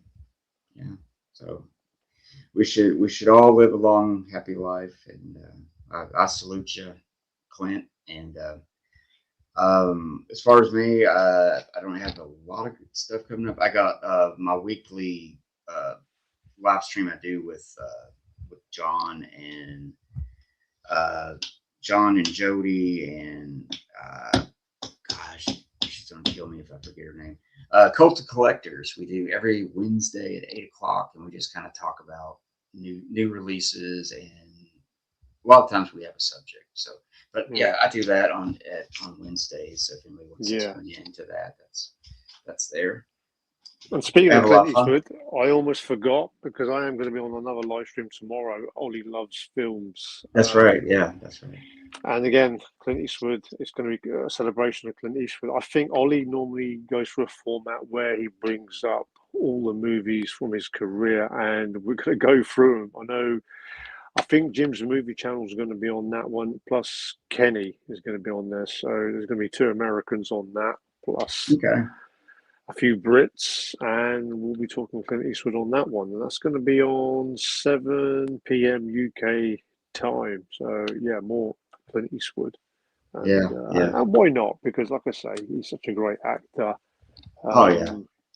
He's got to be mentioned. Yeah. Yeah. Ollie will probably have a more solid show and stuff, and I'm kind of all over the place sometimes. No, like I say, you know, we kept people entertained and you know people watching, and you know, Mhm. it was great talking to Clint Eastwood, seeing your top 10 compared to mine. So I think Mhm. only one matched, which is obviously the good and bad and the ugly, and a few were Mhm. kind of Kind a of close. place difference. Yeah. Yeah. One behind each other or something. But yeah, man, thanks for tuning in. I guess we'll wrap up this party and all that good stuff. I appreciate you coming on. And Absolutely, yeah, it's been way too long yeah, it has. since Yeah. we interacted on the live stream. Yeah. Yeah. I have to say, Carlos has been just a positive uh, person there out in the YouTube community. I think, a lot of people have respect for you, and really cool. And you've helped me out. When I was Oh. just starting out, and I just had like a few subs, and you say, "Hey, man, everybody needs a sub to Mike," and it Mm. got my channel going. I appreciate that way back when. Yeah, and good words about you as well. Same thing as well. And plus, you've helped me grab some cool American releases, and we've traded for quite a few years now, haven't we? Yeah. Oh So yeah, yeah. You've gotten some great stuff. Yeah. So yeah, if anybody's listening and watching, yeah, go check out our unboxings on both sides. So a I've lot of got cool one of stuff. yours to do that you sent me as well. I've not opened that one yet. Yeah, I was thinking about that. Tom and Yeah, I'm Jerry. so behind on content at the moment. I'm like, oh yeah, Tom and Jerry. I don't think he's done that video yet. So I was, Yeah. but anyways, we could gab on and on about Clint Eastwood, but we're gonna have to end it here, guys. So everybody have a good, safe week ahead of themselves, and hopefully we'll meet again and have something else to talk about Yeah. sometime. Many thanks for having us on, Mike. Yeah, Appreciate yeah, it. no problem, man. I will see you guys later. Thanks for everyone tuning in with their Cheers for tuning in. questions and stuff. Yeah, and just check out our channels, and we'll see you guys later. So yeah. Cheers.